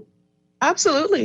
We demonize girls because it's easier to do. It's easier to do than holding adults accountable and expecting more of law enforcement, expecting more of the justice system, and expecting more of even our education system, because one of the areas that we're really failing in is that we don't have comprehensive sexuality education. What difference would it make if we had conversations with young people on a regular basis in the classroom about sex and what it looks like, and about the difference between sex and rape, and about the age of consent, and about the way that people, adults, prey on young people and what that looks like, and the tactics that they use to attract young people, to get them to engage with them in what the law calls unlawful sexual.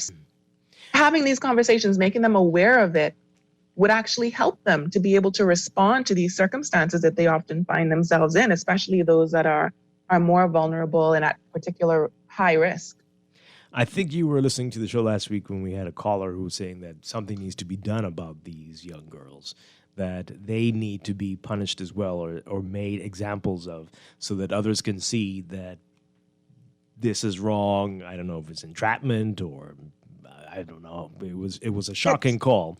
But let's talk about that. There's so many people, it seems, more than we want to believe, who believe that is what should be done, that something should be done about these girls. And that what you're talking about, education, that they need to be educated on not being, like that song said, don't hate me because I'm beautiful.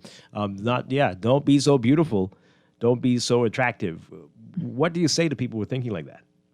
Yeah, I think they're completely missing a step, and it is that education. How are you going to punish someone for something that you never told them was wrong, and something that really is the fault of an adult, someone who should know better, who they're taught to respect to and to look to for advice and for guidance? How are we going to punish them for that?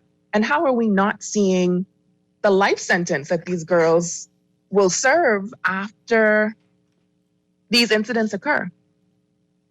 After they become pregnant at the age of 14, is that not a punishment? And a punishment that's really, it's quite harsh for a girl, a child, based on the activities and the decisions that are made by an adult. I'm not sure how we're not seeing that as a very harsh consequence.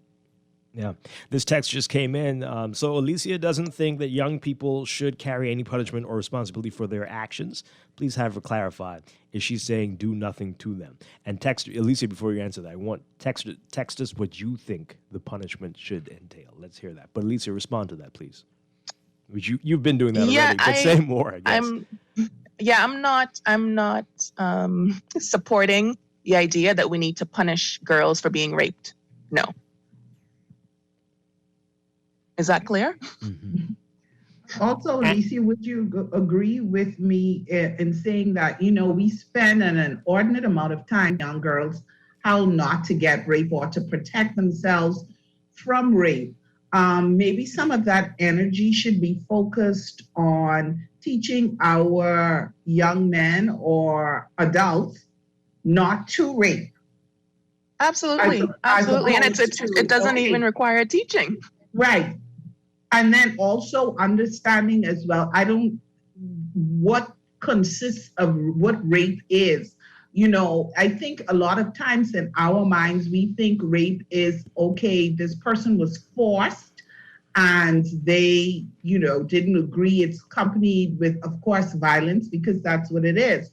But even if you are in a relationship with someone and you consented for it to be sexual and you changed your mind, but they continue to go after you and to say, well, you said yes, you can't change your mind at this point. And then, that's rape. Yes, and we're missing that.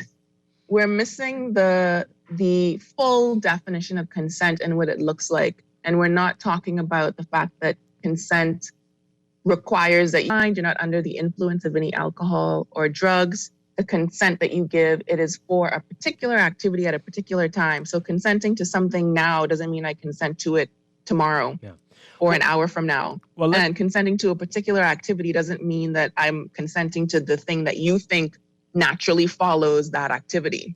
Let's explore consent some more, because this has been an issue and this caused a lot of controversy last week when many people were talking about it. But let's just say you are 15, a girl, boy, and you get into a relationship with a grown adult and you do consent. You actively go to seek out this person and you continue to go after this person. This is what people are saying. What should the men or women, because people are texting and saying we're ignoring, which we're not, women who are doing this as well, should that not be taken into account, that this person, 15 years old, who knows their mind about everything else, is actively involved with this older person? Should that, yes, everyone needs, the adults here need to be punished, but should that not be taken into account in a situation like this?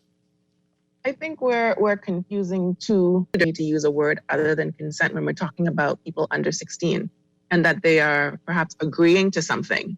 This is something that they've decided that they want to do. But we have decided as society, the law has decided that they are incapable of giving consent.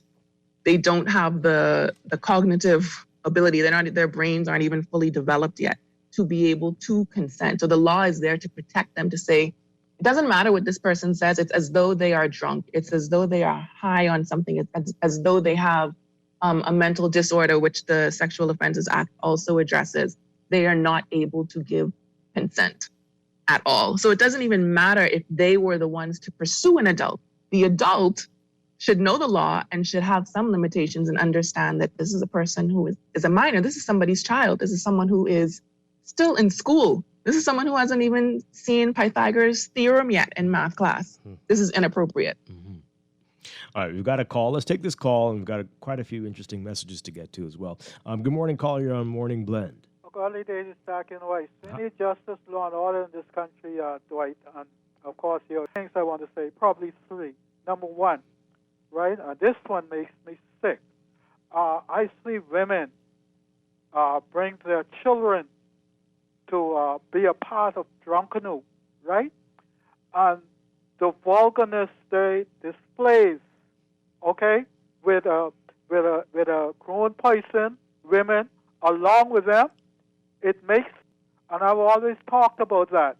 You know, you need to speak on those situations and cause those women to deviate from that, not bring little children into drunkenness to do the kind of vulgaring in which they do. Other thing is, right, I know children that were under 14. By the way, what's happening with this? The mother of this 14-year-old.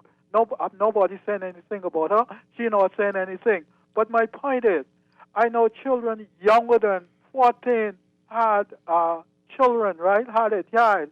And you all never said anything about it, and it happened right here in the Bahamas, right in Princess Margaret Hospital. So why is it that we not being fair, just? And the other thing is, right, if you're going to do it for girls, do it for boys also. Because women, let's go with young boys, young children, fair, please. Thank you. Nobody's not doing it. All right, if there's a case, I'm sure it's happening. But okay. Do you want to respond to that, especially the Junkanoo comment there, Alicia?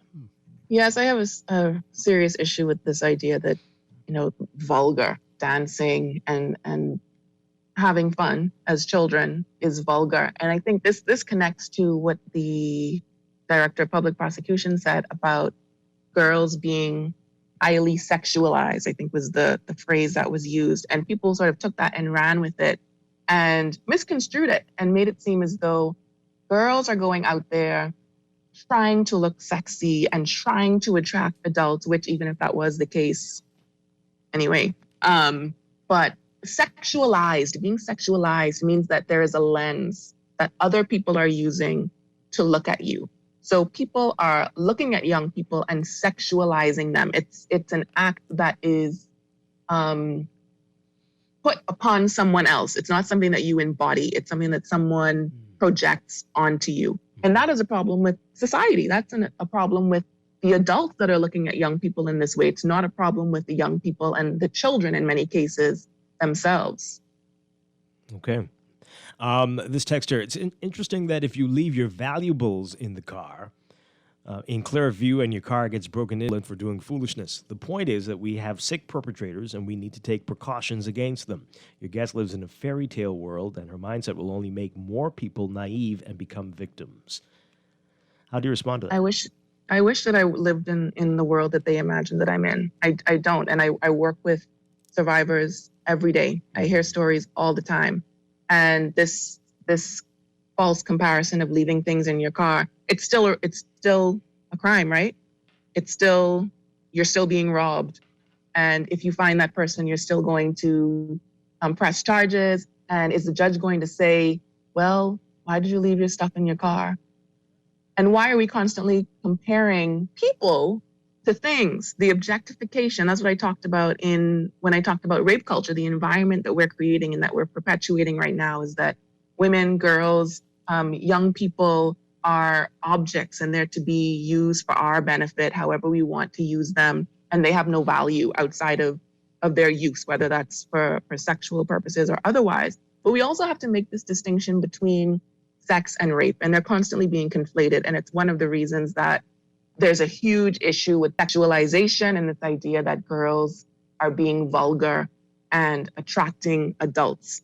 We have to understand that rape is not about sex. It's about power. It's about control. It's about dominance. We know that there's no shortage of sex in the Bahamas, right? There's no shortage of people who are willing to have sex. If you want that, you can get it. There's no need to prey on children. There's no need to force yourself on anyone. You are actually able to get consent from someone. Someone who's able to consent. I've got a text here asking about the age of consent. What's your view on that, raising that to 18? What difference will that make in situations like this? Where do you stand on it? I don't think that it would make much of a difference. It's a false solution, really, and it's a lazy way to handle this. And it actually, I think, will have the effect of making it even more difficult for us to advocate for young people to have access to sexual and reproductive health services. One of the issues with the discrepancy between the age of consent, which is 16 for heterosexual activity, it's 18 for same-sex activity. I don't know if people recognize that. And the age that we consider of majority or an adult is 18. It means that for those 2 years, between 16 and 18, you're able to consent to sexual activity, but you're not able to access, for example, contraceptives. You're not able to access STI testing without the consent of a parent or guardian. And that's something that needs to change. And we won't be able to make as much progress in changing that. If we change the age of consent to 18, there would be less government. But at the same time, we know that teens are going to continue to be sexual with each other. Right. And is it clear that there are going to be exceptions in the law for when that is happening? Is that the case now, and will that be if we raise it to 18? No, I haven't seen anything to suggest that. But there are many discrepancies, many inconsistencies in the law with regard to the age of consent. One of the issues that we don't talk about is that child marriage is possible in the Bahamas. You can get married at 15 with the consent of parents or guardians. And then between the ages of 13 and 15, you can make application to the Supreme Court. But that's something that we need to address in the law. There's really no reason for 13-year-olds to be getting married. And hopefully that's what the Attorney General will be is talking about when he says they're looking at all these inconsistencies. Caller, we'll get to you in a second, but this text here, listening to the show, I think society needs to stop pretending that these young kids are kids. This is a new, smarter generation. They know exactly what they're doing. They have full cognitive thinking. They are mini adults. They know exactly what they are doing. They are not adults. They're children. They're children. They're still in school. They're still being guided as to what to do. These young people still have to be told to take a shower and to brush their teeth on the weekend. They have to be woken up for school. These are not adults. These are children.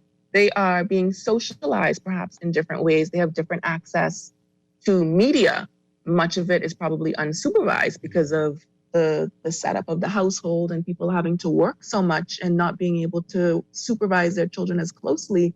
But we can't confuse that with children being adults. That's ridiculous. Wow.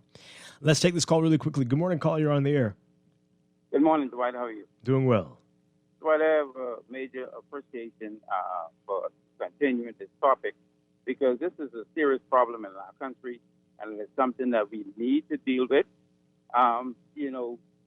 Children are children, all right? Like I said, I have a 5-year-old daughter, and I am watching her as she grows. And, I'm concerned with the issues that we have in this country and everything. But I'm also concerned that we're telling 12, 13, 14-year-old children that has good sense that it's okay for you to take off your clothes on social media. It's okay for you to show your body parts. You're the victim. When something happens to you, you're the victim. And there should be no penalty or no recourse for you taking off your clothes on social media, stripping yourself naked, showing your body parts, taking showers, and videoing it and putting it out on. So there's no recourse for you doing that. There's no issue. When something happens to you, you are the victim. Problem, we have to fix this right. We cannot tell 12, 13, and 14-year-old girls that, you're the victim and whoever molest you whenever you do these things, you did nothing wrong. That is wrong. It sends the wrong message to our young people. And I don't think this problem is going to be fixed as long as we're telling our young teenagers that, you're the victim and there's nothing wrong with you taking these nudity pictures and stuff and sending them all over social media. That's the problem. And until we deal with that, until we penalize these teenagers for doing that foolishness, right, our problem is not going anywhere. But again, what are the penalties? What do you talk? What should be done? Right, something has to be done. We cannot just keep telling them that it is okay for you to do this and you're the victim when something happens to you. We cannot keep telling our children that. And education won't work. Just talking, and that's not going to work. That's what you're saying? Well, I mean, we have to start somewhere. Education, do something. We have to do something because this is a vexing problem in our country, and something has to be done. Children that have good sense that, if you do these things and somebody do something to you, you're the victim. We should not tell them that. We should tell them that, listen, if you take your clothes off on social media, some predator, is going to attack you, rape you, kidnap you, do something. You have to let them know these are the things that happen when you do these type of things. A snake is a snake. If you go and tame a snake and you continue to pet that snake, eventually one day that snake is going to bite you because that's a snake. All right? So you cannot say, to children, listen, you're going to be all right, but if somebody does this to you, you're the victim. Come on, man. We have to fix this problem. Thank you. Okay. Wow. In those cases, they are victims. They are victims. They are doing something that they should not be doing. But the problem is that we're not talking to them at all. We're expecting them to just be living in bubbles and not being exposed to anything or responding to the media that they are being exposed to. And they're just supposed to magically know how to conduct themselves without being given any education. I mean, parents to talk to their children about sex, about sexual violence. This should be in the curriculum in schools at all age levels, age-appropriate information at all grade levels. And we cannot expect them to just teach themselves and punish them when something goes wrong and when they've already been violated. Yeah. So a punishment on top of being violated after the adults have failed you. All right, we got to take a break. When we come back, we are going to talk more about this and about Strike 5, your campaign to criminalize marital rape. We'll get into that after the break. This is Morning Blend on Guardian Radio 96.9. Please don't trip, don't hate me 'cause I'm beautiful. Don't hate me 'cause I'm beautiful. Hey, now do the pretty girl.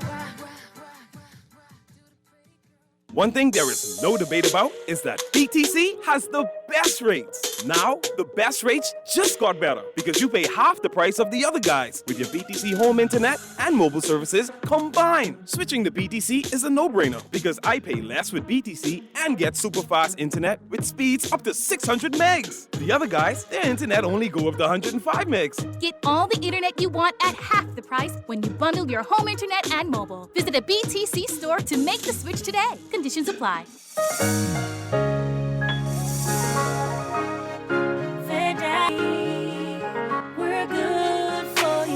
I used to think of the bank as my personal ATM machine. If I wanted a new car, new furniture, a weekend trip to Miami, no problem. Just max out the credit card or top up my loan.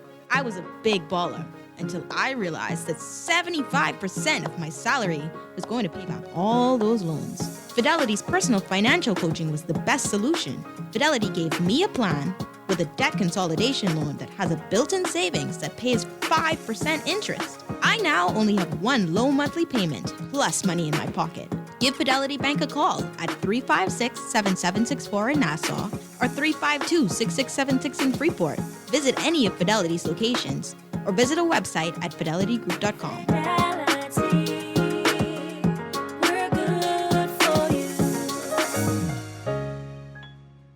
Screws and Fasteners World, Balfour Avenue and Palm Beach Street, has those hard-to-find fasteners for you right now. You can find stainless steel regular hex, carriage bolts, galvanized bolts, threaded rods, nails, self-tap screws, sex bolts, buckles, masonry tools, hand tools, and weed whacker strings. Check out the rope selection and car body fasteners, too. Special orders are welcome. It's your #1 fastener store. Screws and Fasteners World, Balfour Avenue and Palm Beach Streets. Call 326-1976. Doctors Hospital's Pharmacy introduces a new spin on prescriptions called Pick Up Now, Pay Later. That's right. You can collect your medications first and pay after. How does it work? Step 1, submit a prescription online. Step 2, select the pickup site. Step 3, collect your medication. And Step 4, pay online within 14 days. For more info, call us at 242-302-4785 or visit us at doctorshosp.com. This is Guardian Radio 96.9 FM. Fresh news, smart talk, all day.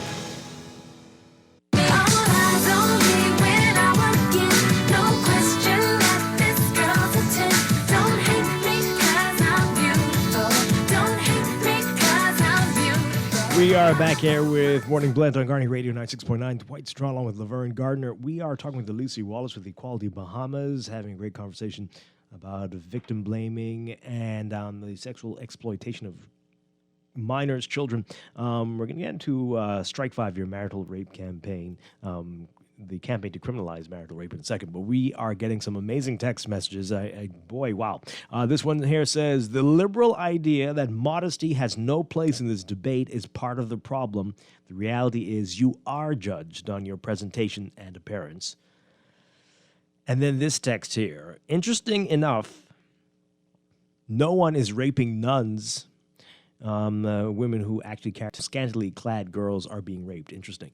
Well, I don't know where you're getting your information, but don't act like that hasn't happened before. It does happen, and anything you can imagine is happening in this country and in the world. So that means nothing. You could be wearing every single piece of clothing you have ever worn before and could still be a victim. And absolutely, toddlers are victims. What have they done wrong? This text here, total garbage. These young girls know what they're doing. Oh boy. The young boy who stabbed the other student, should he get off because his mind isn't developed by your guest's standards?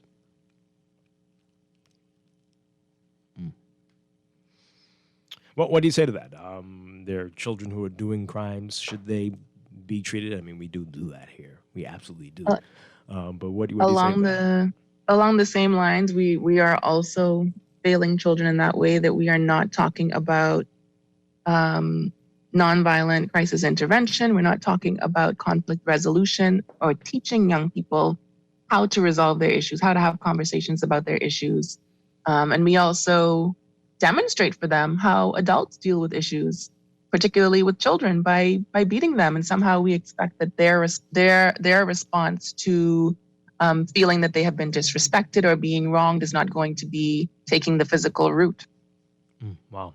This text here, I agree with most things Ms. Wallace is saying, but I also think sometimes we get too theoretical. All of us know the movements associated with sexual activity. All of us know that it's not appropriate for a 9-year-old to simulate those movements. Let's acknowledge that there is some behavior and dress not appropriate for children. Also, okay. Anyway, We can take that position. We can take the position that there are certain things that children should not wear and that children should not do.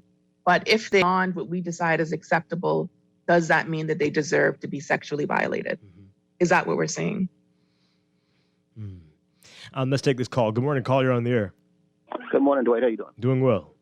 I have a comment about the 14-year-old girl. I think there's enough responsibility to go around for everyone. From the gentleman who did it, he should be charged to the full extent of the law, but also the mother. Where's the parent? Because if this girl can pretend to go to school and go by someone's house and take off her clothes and ride a bus for 3 hours and go back home to her mother and pretend that she went to school, if she's intelligent, knows what she's doing.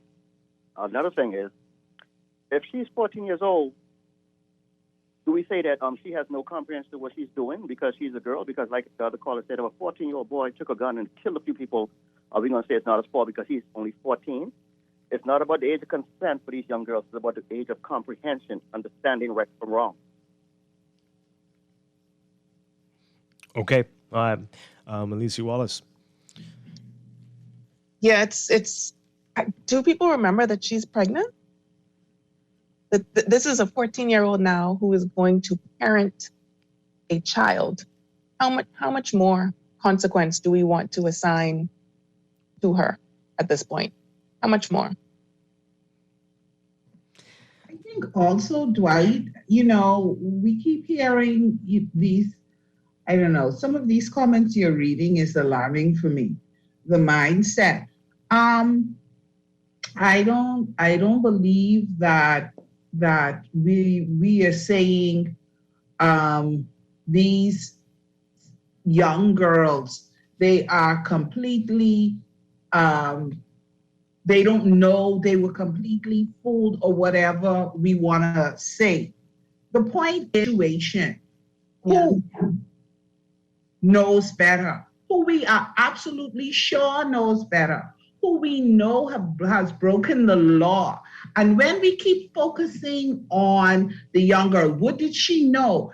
Why she consented, the way that she was dressed. When we continue to highlight get these things into the conversation, it almost, in most cases, it's like a justification for the action of the adults. Yeah. And we know that it was reported that she was wearing her school uniform. And it's interesting that the caller, so many people are saying we're focusing on the girls, we're not focusing on the boys. There are women who are doing this. And the caller just now said, where was the mother? There was no question about where was the father. There was no question about what is happening in the school. Don't they take attendance? Is no one calling home and saying, so-and-so didn't show up for class 5 days in a row, or these particular days? What's happening at home? What's going on with the education system? Yeah. Wow. This is a very interesting text here. Oh boy. How come all of a sudden there's all this concern about one man's crime against one girl, while homosexuals have been raping children for hundreds of years? I was violated and raped at 14, as was hundreds, if not thousands of others, and nobody said nothing. In fact, hundreds of our children, boys and especially girls, are vulnerable to the thousands of perverted adults. Now tell me I'm lying. I don't know who's the nobody who's saying nothing. I mean, people have been talking about this absolutely for 4 years, 4 decades. We're getting a lot of that, at least over the past few days. People who are bringing up very specific things. Yesterday, we were accused of not talking about but this is all adults and minors. We've been talking about that. Maybe people are very specific because that is probably the most common scenario. But there are a lot of people who are feeling that there are many issues being left out here. What can we say to everyone so they get that any type of predatory behavior is unacceptable? Yes, we're addressing adult predation, sexual predation on young people, on children. generally speaking. And many of the examples that we have are of adult men against girls.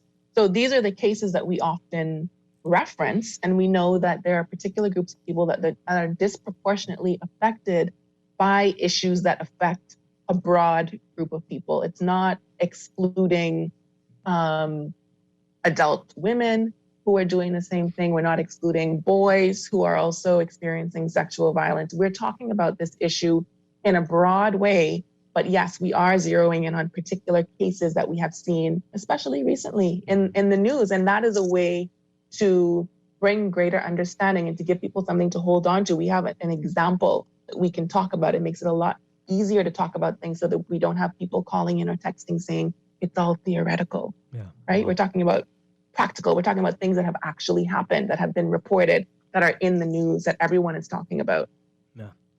And also, Dwight, I think too, what we need to make clear is regardless of a person's sexual orientation, these experiences that the texter had or the person who called yesterday and talked about lesbian or homosexual, we are speaking about sexual predators, regardless of the sexual orientation. And to that texter, I hope there was resolution in your case. I hope that there was something. Absolutely. My God. But what they experienced was perpetrated on them by a sexual predator. And it doesn't matter the sexual orientation. That was a predator, and it's wrong, and it's still wrong. So I don't want us to fall into that notion, yes, well, we're not talking about homosexuals or lesbians. They're all predators if they are going after, pursuing, forcing themselves on people, especially people who are underage. They are predators, they're pedophiles, and they need to be punished. Absolutely. We're not exempting them at all. No. This is in response to the previous caller who was saying that the consequences for the young children. It shouldn't be called consequences. When referring to the young victims, it should be called parenting. The safety barriers, guidelines, and accountability for a child's behavior should be dealt with within the home, with parents and guardians seeking external and professional support if needed, not be legally mandated consequences for those who are legally victims and children. The disease within the culture in which this does not happen in the home, where parents are predators in some cases, or where children are used as prey, where we are teaching young girls that their value lies in their sexual desirability, that is where we need to be putting our efforts, consequences, and remedies. It's an excellent text. Excellent text there. All right. Yesterday we were also accused, they accused the opposition, politics got into it, of mixing this issue up with marital rape. We had a very passionate call about that. I reason that these are more similarly related than people are willing to admit, and the fact that so many people in our country do not believe that marital rape can be a thing can possibly explain why we have such a great challenge with adults and young children. But let's get your view on that, Alicia, really quickly, and tell us about your Strike 5 campaign. Yes, these are absolutely connected. These are both related to the Sexual Offenses Act. They're all in the same act for a reason. They're all sexual offenses. And when we fail to protect girls, where does that leave women?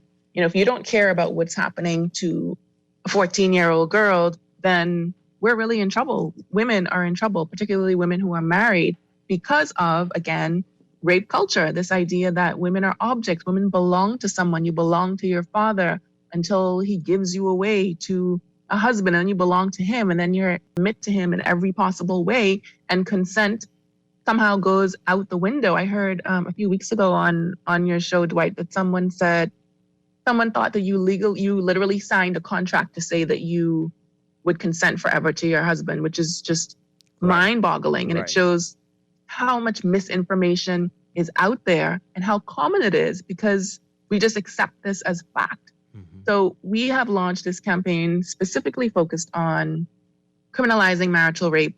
We've been working on this issue for a few years, insisting that it has to be called rape. We rejected the 2018 Sexual Offenses Amendment Bill from the very beginning because it refused to call it rape. It was creating this other category of crime within Section 15 that looks at sexual assault by a spouse, which, again, is another term for rape. Since then, we've had conversations, we've done some research. We engaged with attorney and CDAW committee member Marian Bethel. She did a session with us a few weeks ago looking at sexual offenses acts across the Commonwealth and within the region, and looked at countries where they have already criminalized marital rape. We are among the last to address this issue. So we have four main things that we want to see in a new bill to criminalize marital rape. The first, of course, is amending the definition of rape in Section 3. So right now that definition says rape is the act of any person not under 14 years of age having sexual intercourse with another person who is not his spouse, and then there are some subpoints to that. We want who is not his spouse, those 5 words, to be removed, hence strike 5. Once we have this expanded definition of rape without this exemption for married people, we can repeal Section 15 on sexual assault by a spouse, which is specific to legally. Then we want to see a statutory definition of consent. As we talked about earlier in the show, there's a lot of confusion about consent, what it is not. So we want to see a definition right there in the same act. So we're not leaning on the penal code, which really doesn't cover it in the way that we need it covered with regard to sexual offenses. Then there are a few things that we definitely don't want to see in this act. We don't want to see temporal limitations. So right now, the 2018 bill says there's a limit. You can only report within a year. That's a huge problem for someone who is married and living with the person who is raping them. It makes it very difficult to report. They need to gather resources. They need to get themselves to safety to be able to report. And a year really is not enough time. No temporal limitation on this. And we want to see a clause that indicates that there is no immunity on the basis of a marital relationship. So you can't be immune because you're married to someone. And another thing in the 2018 bill that is unacceptable is this requirement of the consent by the Attorney General to prosecute. We don't want to see that in there. There should be no barriers to reporting, and there should be no barriers to access to justice for people who are experiencing marital rape. So we want to see this criminalized, and we want to see it done in very explicit terms and not under the cover of some other sort of thing that only happens within a marriage, because rape is rape. All right. That is great information. And how can we learn more about this? Where can we get more details about this? We have information on the campaign and lots of graphics that can be shared on social media at tiny.cc/strike5. That's tiny.cc/STRIKE, the number 5, IBE. All right. Alicia Wallace, we've had quite a discussion this morning. Thank you so much for being here. Hopefully we've got some people thinking and realizing we've got a lot of hurt people. A lot of work to do, folks. A lot of work. We do. Thank you. Thank you both so much. Thank you, and keep up the great work at Equality Bahamas. We appreciate you. All right. Laverne will be back. We're going to take a break, and when we come back, Morning Blend Business, we're talking about climate change, the urgent warnings from the UN, action needed now. What are we going to do? We've got Katharina McKinney-Lambert with us this morning from Brief. We're going to talk more with her when we get back. Stay with us. Wake up, it's a new day. Wake up, it's a new day. Wake up, wake up. Guardian Radio, your station for up-to-the-minute news, intelligent, interactive, and engaging conversation. 96.9 FM. And guests are their own and do not necessarily reflect the position of the management and staff of Guardian Network. Wake up, it's a new day. Wake up, it's a new day.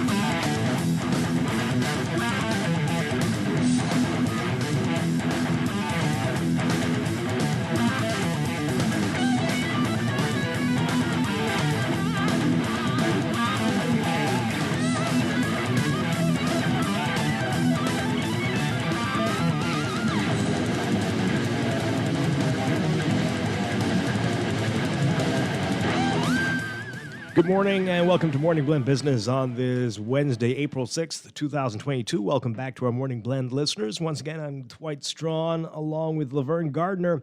And this morning we are talking about the planet and saving the planet now or never. That's according to the UN and the Intergovernmental Panel on Climate Change, warning that a substantial reduction of fossil fuel is required among many other things right now.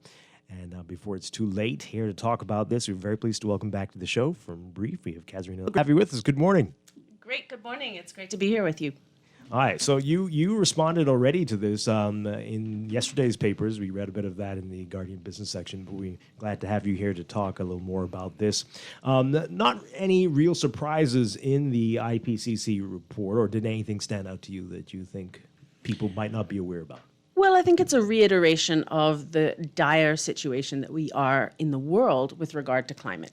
This was the third working group report coming from the IPCC, and it was really focused on mitigation. So it's focused on putting fossil fuels, putting climate gases into the atmosphere and what we can do to reduce that and to take them out of the atmosphere. So really, really relevant for the Bahamas. Stuff that we already know, but is being emphasized even more in this report. Yeah. This line, especially, without immediate and deep emissions reductions across all sectors, limiting global warming to 1.5 degrees Celsius is beyond reach. Help people to process that and what that means on a personal level for individuals in the Bahamas. Well, certainly this number, and 1.5 is the temperature increase that we need to keep below in order to maximize our chances of being able to continue to live, particularly in small island nations. There's a growing group of island nations that are getting together and that are a negotiating power when it comes to these conferences, the Alliance of Small Island States, that's really saying, hang on, we're the ones who are most impacted by these climate impacts. Are we a part of that? We are. We are. Even though it's other countries that are putting most of the greenhouse gases into the atmosphere. So 1.5 is so important because we know that as the atmosphere is warming, we're seeing melting ice sheets, we're seeing thermal expansion of water, and ultimately we're seeing sea level rise. And this is something that we need to be aware of, we need to actively plan for in the Bahamas, and we need to think about what's our country going to look like in the next 50 years, 100 years. These are short time frames. Yeah. You issued a call to action, and you've been doing that for a while, including talking about just coming out, the government encouraging them to come out and say we're not going to do oil exploration anymore. Let's talk about that and some other ideas, other suggestions you've made recently and in the past. Yeah, absolutely. So there is a lot that we can do. And I think one of the messages that came out of this report really is a message of hope. It sounds very dire, but we do have the tools to address this issue. Some of the tools involve not investing and not endorsing any new projects around the world. So the Secretary General from the United Nations, Antonio Guterres, came out and said that investing in new fossil fuel infrastructure is moral and economic madness, which is a really powerful statement. Quite. I think, some countries that already have fossil fuel extraction infrastructure, they're saying, well, we need time to get out of this. But certainly for the Bahamas, this is not the time to get into oil drilling. So Brief and a number of other organizations and businesses whose lives and livelihoods depend on addressing climate change, hotels, fishing operations, things like that, have joined a coalition called Our Islands, Our Future, and are calling for a ban on oil drilling in the Bahamas. This would be a very public opportunity, a public statement to say, hey, we're on board with climate change. We are taking action as a country.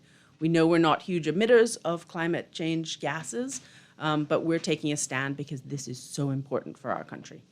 What's the response you're getting from this when you say that? Is there support? Do people say, why don't you all ease up a little bit? There's so much potential there for what if we do strike it? We could change a game changer for the economy in the country. Ultimately, if you look at the economics, it really isn't. If you dig a little bit deeper, you'll see that this is not a game changer for the country, and has the opportunity to provide serious damages to the country. The risk that we would be posing to our fishing industry, to our tourism industry, and to that of our neighbors is huge and pretty terrifying, actually. There is huge opportunity, and this is where we're getting so much support. There is huge opportunity in renewables. And the other big part of the report that came out was that renewables are the way forward. This is technology that we have. It's improving every day. We really can be the country that's powered by the sun and the wind. And this is where we can take a leadership role.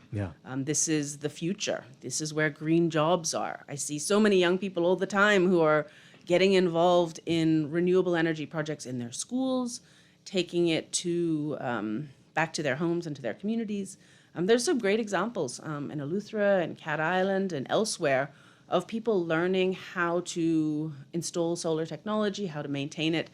This is where the future is, and this is really exciting. Besides those projects and those pockets here and there, do you get the sense that we are serious about that?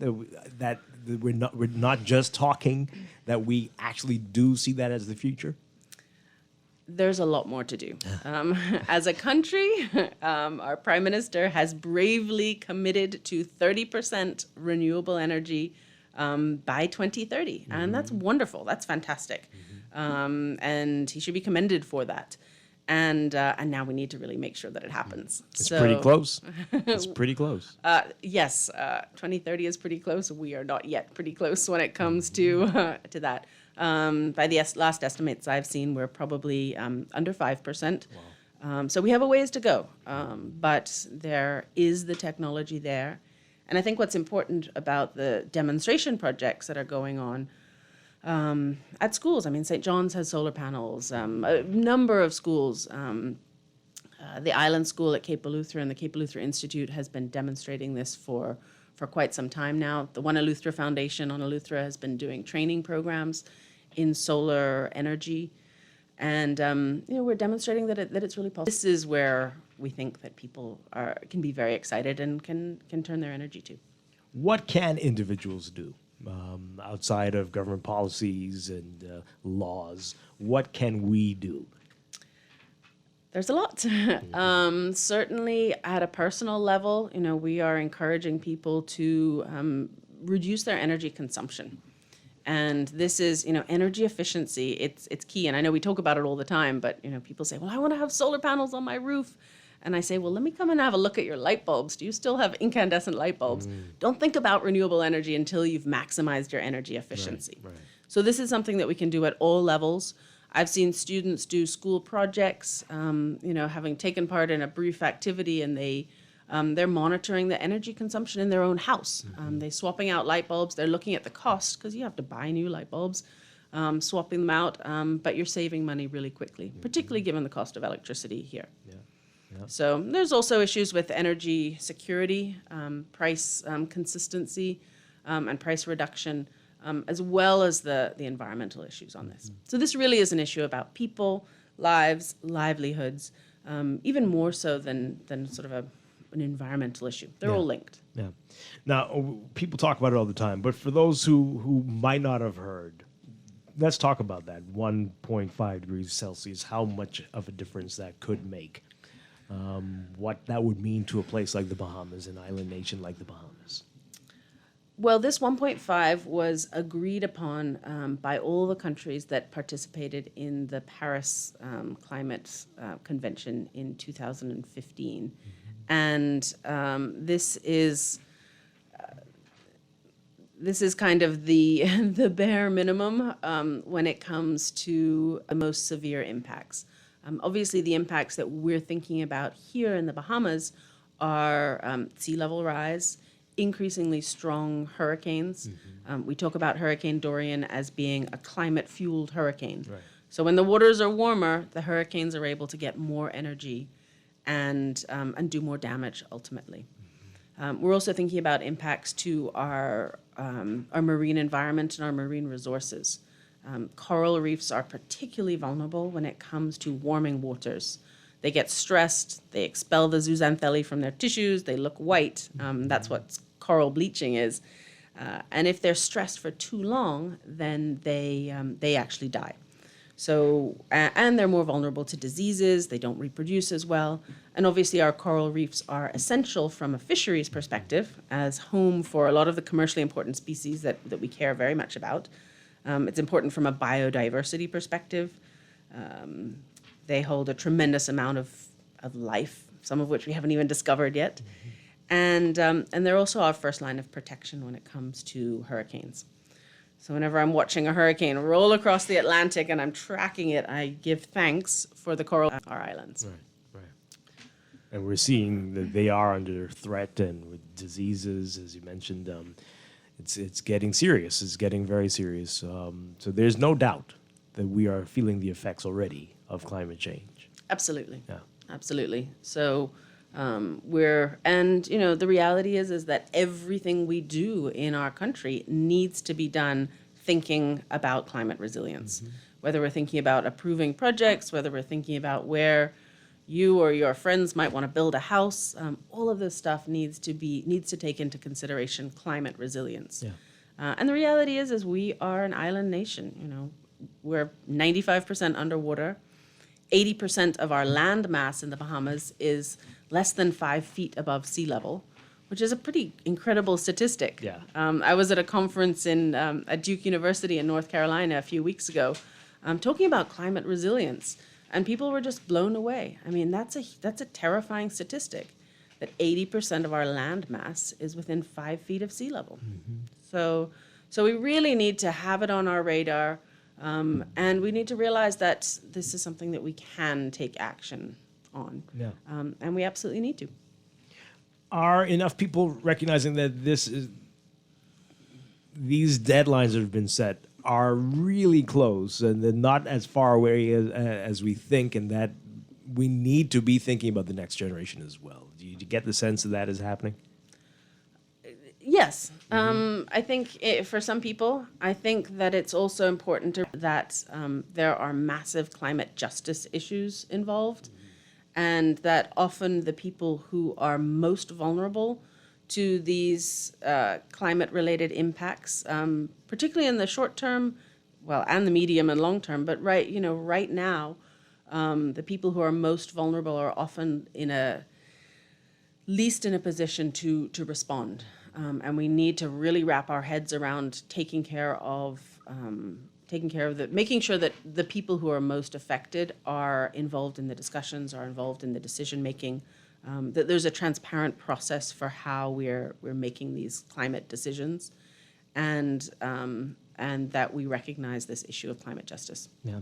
We are talking with Kazarina McKinney-Lambert with Brief, and you can message us 422-4796 and call in 323-6232, 325-4316, 325-4259. Here is a text. It would not be prudent to take resources off the negotiation table. We should know if we have a marketable cache of oil and leverage to our collective advantage. What do you say to texts like that? I've heard these arguments before, that maybe we should just drill for oil and see what we've got, and then we should make some decisions afterwards. The reality is it's expensive to drill for oil. It's very risky to drill for oil. The Deepwater Horizon disaster more than 10 years ago was an exploratory well. Yeah. And so there's huge risks in doing that kind of investigation. And the reality is no foreign company is going to come in and do the research and without some commitment that they can then do extraction. So it's not really a feasible solution to say, well, we'll explore for oil and then we're going to cap and leave it.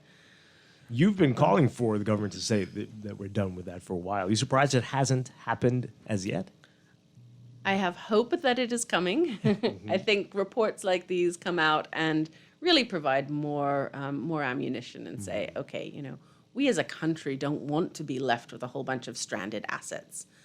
Things that were once thought to be valuable but because of changes in circumstance, and in this case, these are changes that we are aware of that are coming, these assets suddenly become liabilities. We as a country, from a financial perspective, do not want to have that. One of the issues that's happening around the world is that it's becoming apparent that a lot of wells that have been drilled and then capped are actually leaking methane. And methane, of course, is even more powerful a greenhouse gas than carbon dioxide. And it's really hard to monitor in a deep water how much methane is trickling out of some of these wells around the world. Very scary. So, we don't want, as a country, knowing what we know and knowing our vulnerabilities, be in that situation. This is an interesting. Sorry. Laverne, Also, yep. do we even have, would we even know, do we understand the ramifications, the damage, the years and years and years of recovery, if you ever recover, if there was an oil spill or a leak? Because, we hear about these things, they happen in different countries, and then you hear that, okay, well, this company is working the cleanup effort, but you go back 10 years later, and the people who live there, they're still experiencing, their environment is still impacted by these oil spills that took place 10, 15 years ago. Absolutely. That's a huge issue, particularly in developing countries. You hear tragic stories coming out of Ecuador, coming out of other places in South America, in the Amazon, in Africa, where there have been massive spills or small but continuous spills that have not been cleaned up and are damaging people's lives in a very serious way. You also see it in more quote-unquote developed countries. The Exxon Valdez spill in Prince William Sound is still having impacts. And then closer to home in Grand Bahama, the Equinor spill, there's still oil out there. So it's incredibly difficult to clean up oil spills, particularly in sensitive areas. And the place where drilling took place last year, the exploratory Perseverance 1 well, was between Andros and Cuba,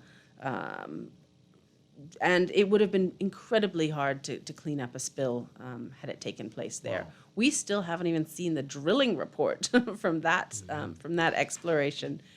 So we know that they put in 80 tons of drilling liquids, which are pretty nasty things, drilling fluids, and that got dumped into the seafloor, but we haven't even seen the report on that. So yes, there are serious impacts, and even countries that have a really good legislative framework for addressing these kinds of issues have major problems cleaning them up. My goodness.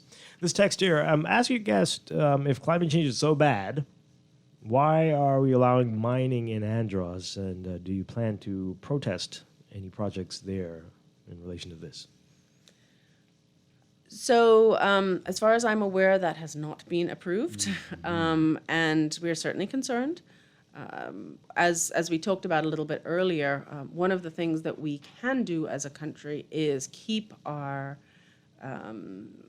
carbon dioxide in the ground. And trees are this wonderful tool that we have to do that. So when people are out planting trees, this is a carbon sequestration tool.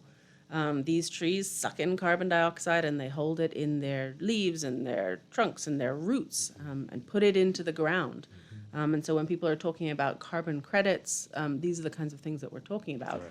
Right. So it really does not make sense at this point in our country's path to then embark on large-scale tree removal and excavation projects. Yeah. You might have to sit and hear that.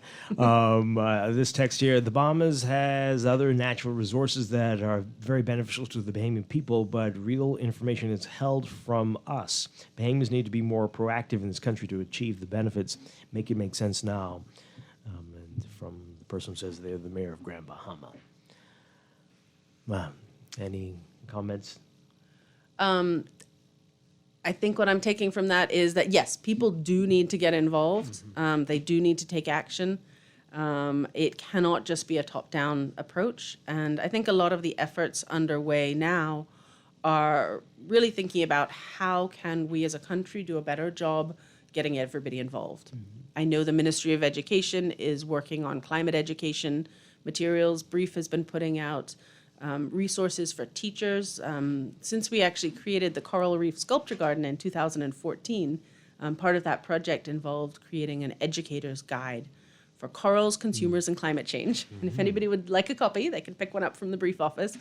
But thinking about ways of getting people more connected with these issues. Yeah. All right, let's take that call before we go to a break. Again, this is Morning Blend Business. We're talking with Katharina Lambert-McKinney. Oh, we lost. Okay. Let's take the break now then. When we come back, we'll talk more about the work of Brief and what's happening there. This is Morning Blend Business. We'll be back right after these messages. Stay with us.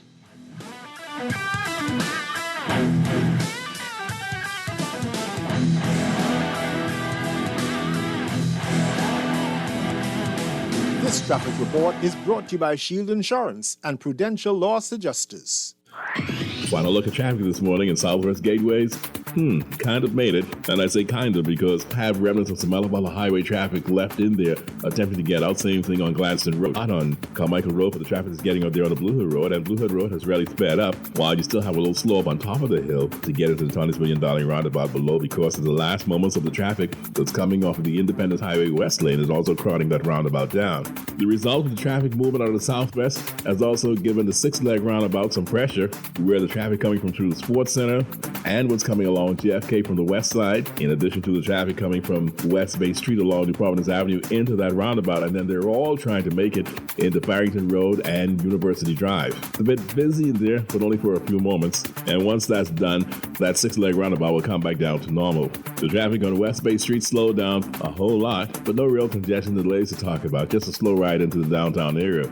It gets a whole lot slower once you pass Nassau Street and really getting into the downtown area. Wolf Road quite busy right now, not necessarily bumper to bumper, but the ride has slowed down along there, as it looks the same way for the East Street area, Baintown. The traffic is moving about in Palmdale and Mackey Street. Not all necessarily bumper to bumper, but quite busy, and so the traffic has really slowed down. There's less traffic now on Marathon Road to get out there on the Wolf Road, so that's sped up somewhat, but it's still got a traffic line to do that. But a heavier traffic line is still on going into the traffic intersection of Wolf Village and Burnett Road. Both Soldier Road and Burnett Road are putting heavy traffic through that intersection. This National Traffic Report is service of Garden of Eden, where you're able to enjoy the best boil and stew Bahamian breakfast this Wednesday through the weekend up until 3 o'clock in the afternoon. Each day served with grits and Johnny cake. Happy hour also happens tonight as well. So call for details, 819-5574. That's 819-5574. With the final look at traffic this morning, I'm PANN. Michael was in a horrible car accident. Prudential Loss Adjusters managed his claim and got him the settlement he deserved. Sierra's roof received hurricane damage. Thanks to Prudential, she and her kids are happy with their claim settlement. Tammy fractured her ankle in a slip and fall. Prudential saved her time, money, and peace of mind. Prudential Loss Adjusters are here for you whenever a tragedy strikes. Call 322-4026 now. Protect the things that really matter to you. Shield Insurance is the insurance company that grows with you to meet your insurance needs through this beautiful adventure we call life. From automobile to home to life and health, boat, liability, construction, and business insurance, Shield has affordable policies, flexible options, friendly service, and the expertise to protect your hard-earned assets. Shield Insurance agents and brokers in Nassau, call 356-7202 or Freeport 352-5945. Ready to save? You can put $100 into the CFAL Savings Express Plan and make sure your money keeps growing. Earn interest on your savings while you're sleeping, eating, or standing in line at the bank. Ready to invest $1,000 into our mutual funds and earn interest there too. Because at CFAL, your interest is our interest. Visit CFAL.com to start now.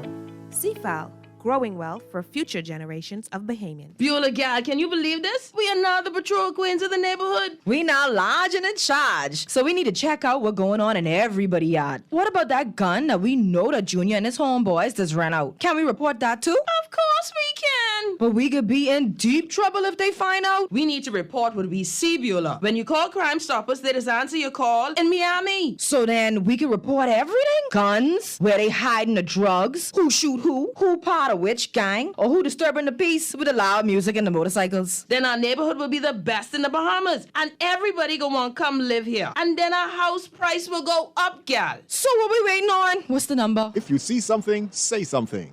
Let us all pitch in and stop the crime before it's your time. Call 328-8477 from Nassau or 242-300-8477 from the Family Islands. Or text us through the Crack Crime Bahamas app.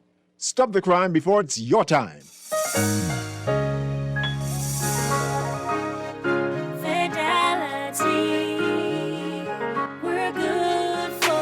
We know how important collecting your money can be to the success of your business. Start your relationship with Fidelity today so that we can show you the many options available to you with our merchant services. From click and pay options online to merchant terminals and e-commerce options. We're here to help your business succeed.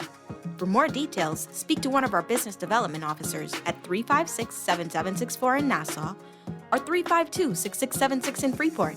Visit our website at fidelitygroup.com or visit any of our branches.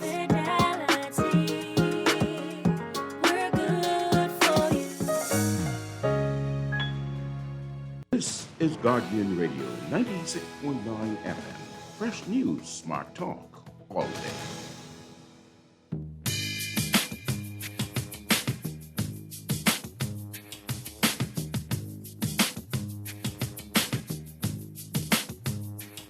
They paved paradise and put up a parking lot with a pink hotel, a boutique, and a swinging hot spot.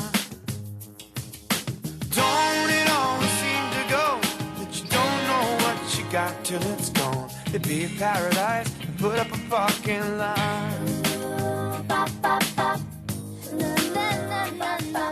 They took all the trees and put them in a tree museum. And they charge the people $1.50 to see them. No, no, no, don't it always seem to go that you don't know what you got till it's gone. You did paradise and put up a parking lot. Hey, farmer, put away. We're back here with Warden Glenn on Guardian Radio 96.9, Warden Glenn Business. Dwight Strachan with Laverne Gardner. We are talking with Kazarina McKinney-Lambert with BREEF, the Bahamas Reef Environment Educational Foundation. And we're having a great conversation off air. One thing led to another. We're talking about vehicles and fossil fuels, and that led to electric vehicles. And then you talked about a program that you have in schools. Tell us more about that, and we can get back to the electric vehicle discussion.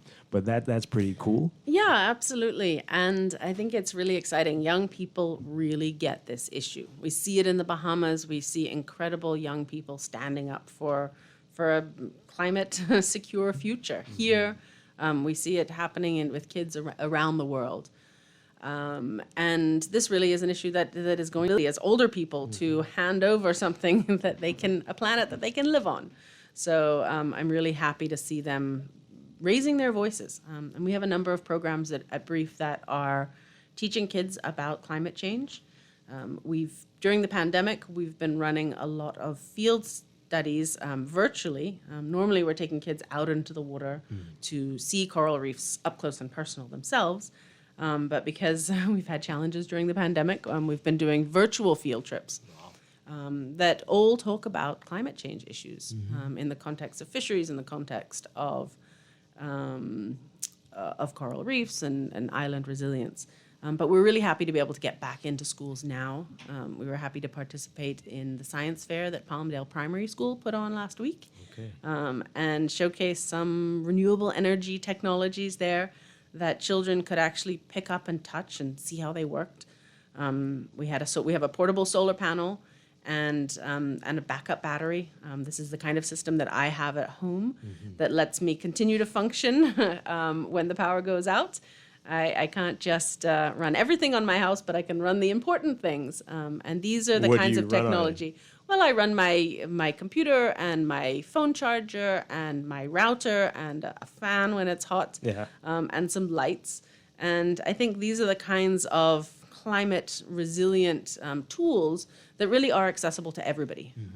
We want to think about it at the institutional level, at the national level, but there are things that people can get on this climate resilient bandwagon now. And kind of dip their toes in and say, yeah, I really am happy I have the solar panel because it's letting me do what I need to do. I can keep working even when the power goes out. So you just have it.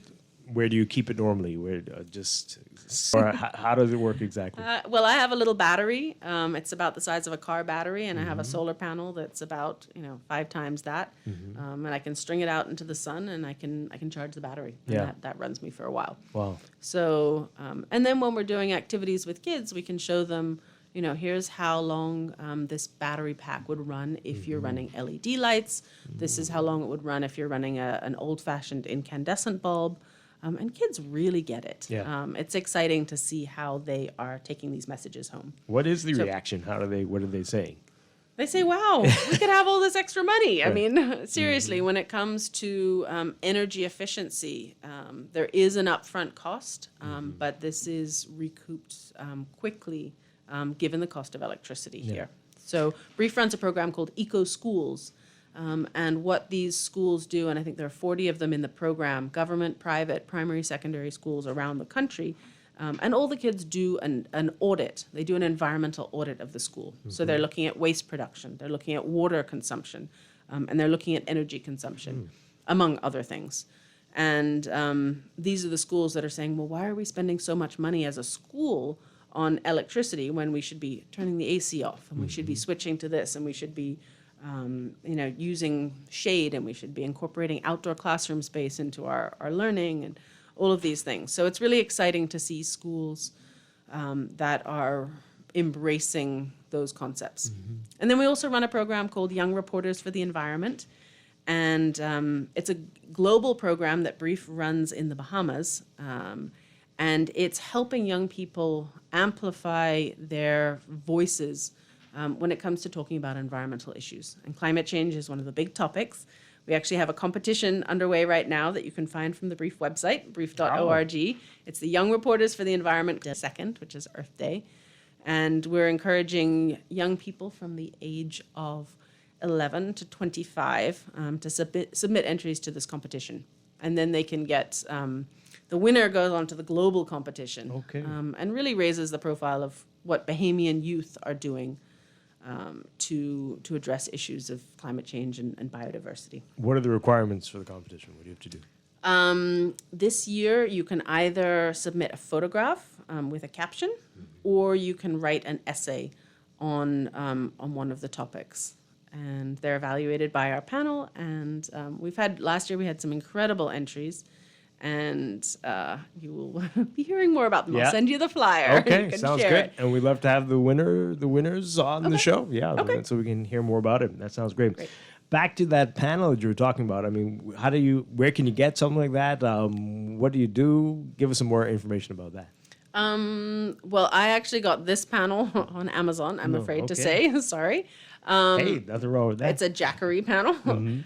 There are a lot of options here locally. So, so there are more and more businesses that are cropping up that are that can come in and install different scales of solar panels on people's houses and businesses. And the price is coming down. I mean, it's definitely worth looking into, and it's definitely helping the environment, but it's also reducing that uncertainty when it comes to power supply and cost. Yeah. For a lot of people, that is going to sound like a great option. All you need is your router and the internet and a fan, as opposed to maybe a generator burning fossil fuels, diesel, whatever. That may be the best way to go for a few hours. Hopefully, it wouldn't be more than that. Yeah. So it's something to think about. Absolutely. Yeah. All right, we've got just about a minute left. What next? What next for you, for Brief, for getting awareness out there about these climate change issues and the challenges that we face and the globe faces? I would say get involved. Get involved at many levels. Speak to your elected officials. Let them know that it's important. Speak to your family, to your community, And the Bahamas really has an opportunity right now. The world's attention is on climate change. It's on the front pages of our newspapers. It's on the front pages of newspapers around the world. We know we need help. We're a small country. We do need support. We do need investment in fossil-free energy. And this is something that we should be actively working on for the benefit of people in New Providence and the Out Islands and current and future generations. How can people reach you and reach Brief and get more information about Brief? So the best way is through our website, brief.org, and our number is 327-9000. We encourage people to get involved now that we're getting back out in the water. We're doing snorkel trips. We have a public snorkel coming up on the 16th of April at Saunders Beach. Come out and join us. Even if you haven't put your head in the water before or don't know how to swim, we would love to have you. And as you said, Earth Day is coming up, so I'm sure a lot of exciting things will be happening around that time. Thank you, as always, Kazarina and Kenny Lambert, for being here with us this morning. Really appreciate a great discussion. Thank you so much for having me. All right. We're going to take a quick break and then be back to wrap it all up. This is Morning Blend Business on Guardian Radio 96.9. And a big yellow taxi took my girl away. Now don't it always seem to go that you don't know Ready what to save? got You can put $100 into the CFAL Savings Express Plan and make sure your money keeps growing. Earn interest on your savings while you're sleeping, eating, or standing in line at the bank. Ready to invest? Start by putting $1,000 into our mutual funds and earn interest there too. Because at CFAL, your interest is our interest. Visit CFAL.com to start now. CFAL, growing wealth for future generations of Bahamians.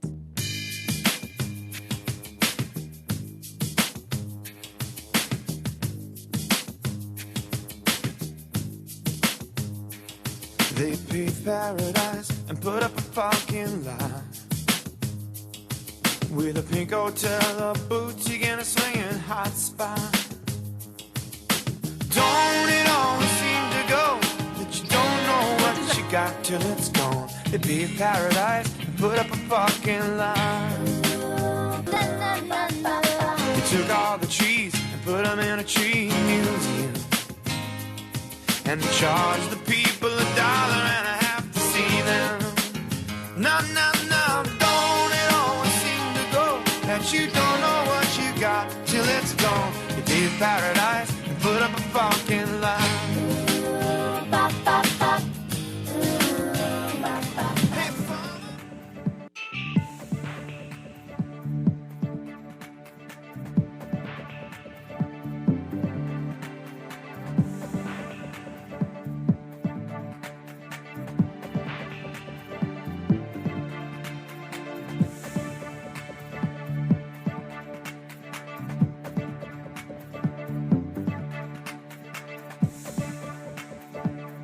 It is time for your morning business report brought to you by CFAL. Vacation rental owners could soon have to register their business with the Department of Inland Revenue and the Hotel Licensing Department in order for the government to collect value-added tax on the cost of the entire guest stay.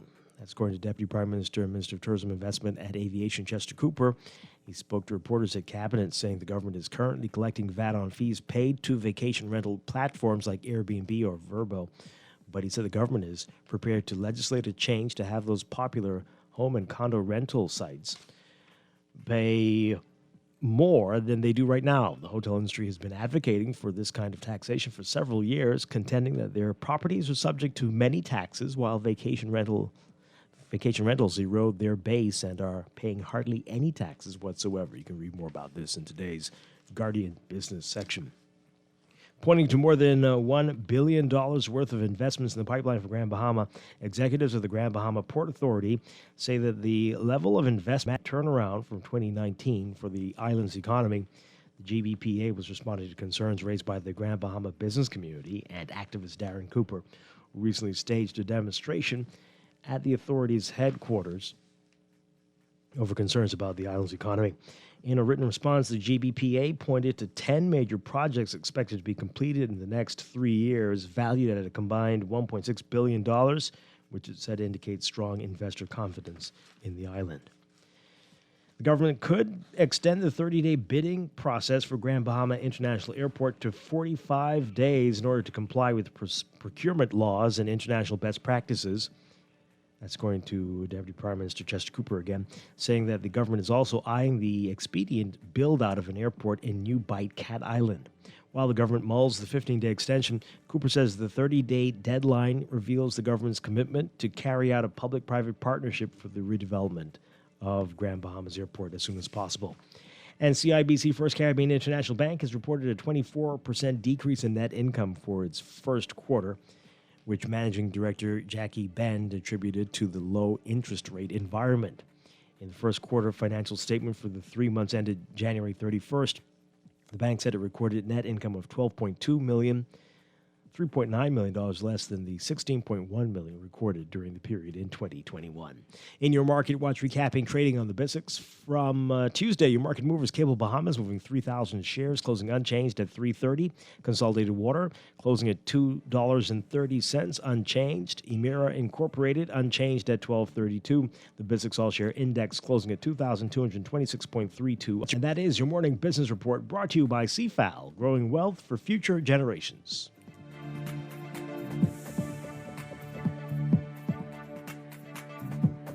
Wake up. And that is it for us today, Laverne. Thank you so much for being here today. We're going to miss you tomorrow, but Chester Robards. Oh boy. Chester Robards. Chester Robards is going to be with us as well. Who knows? Chester Cooper might join us. Yeah, you never know, Dwight. You never know. Right. But it was a pleasure being here on Wednesday. We'll talk to you next week. Have a great one. I'll be back tomorrow morning, everybody. Stay tuned for On the Clock with Aaron Green coming up next.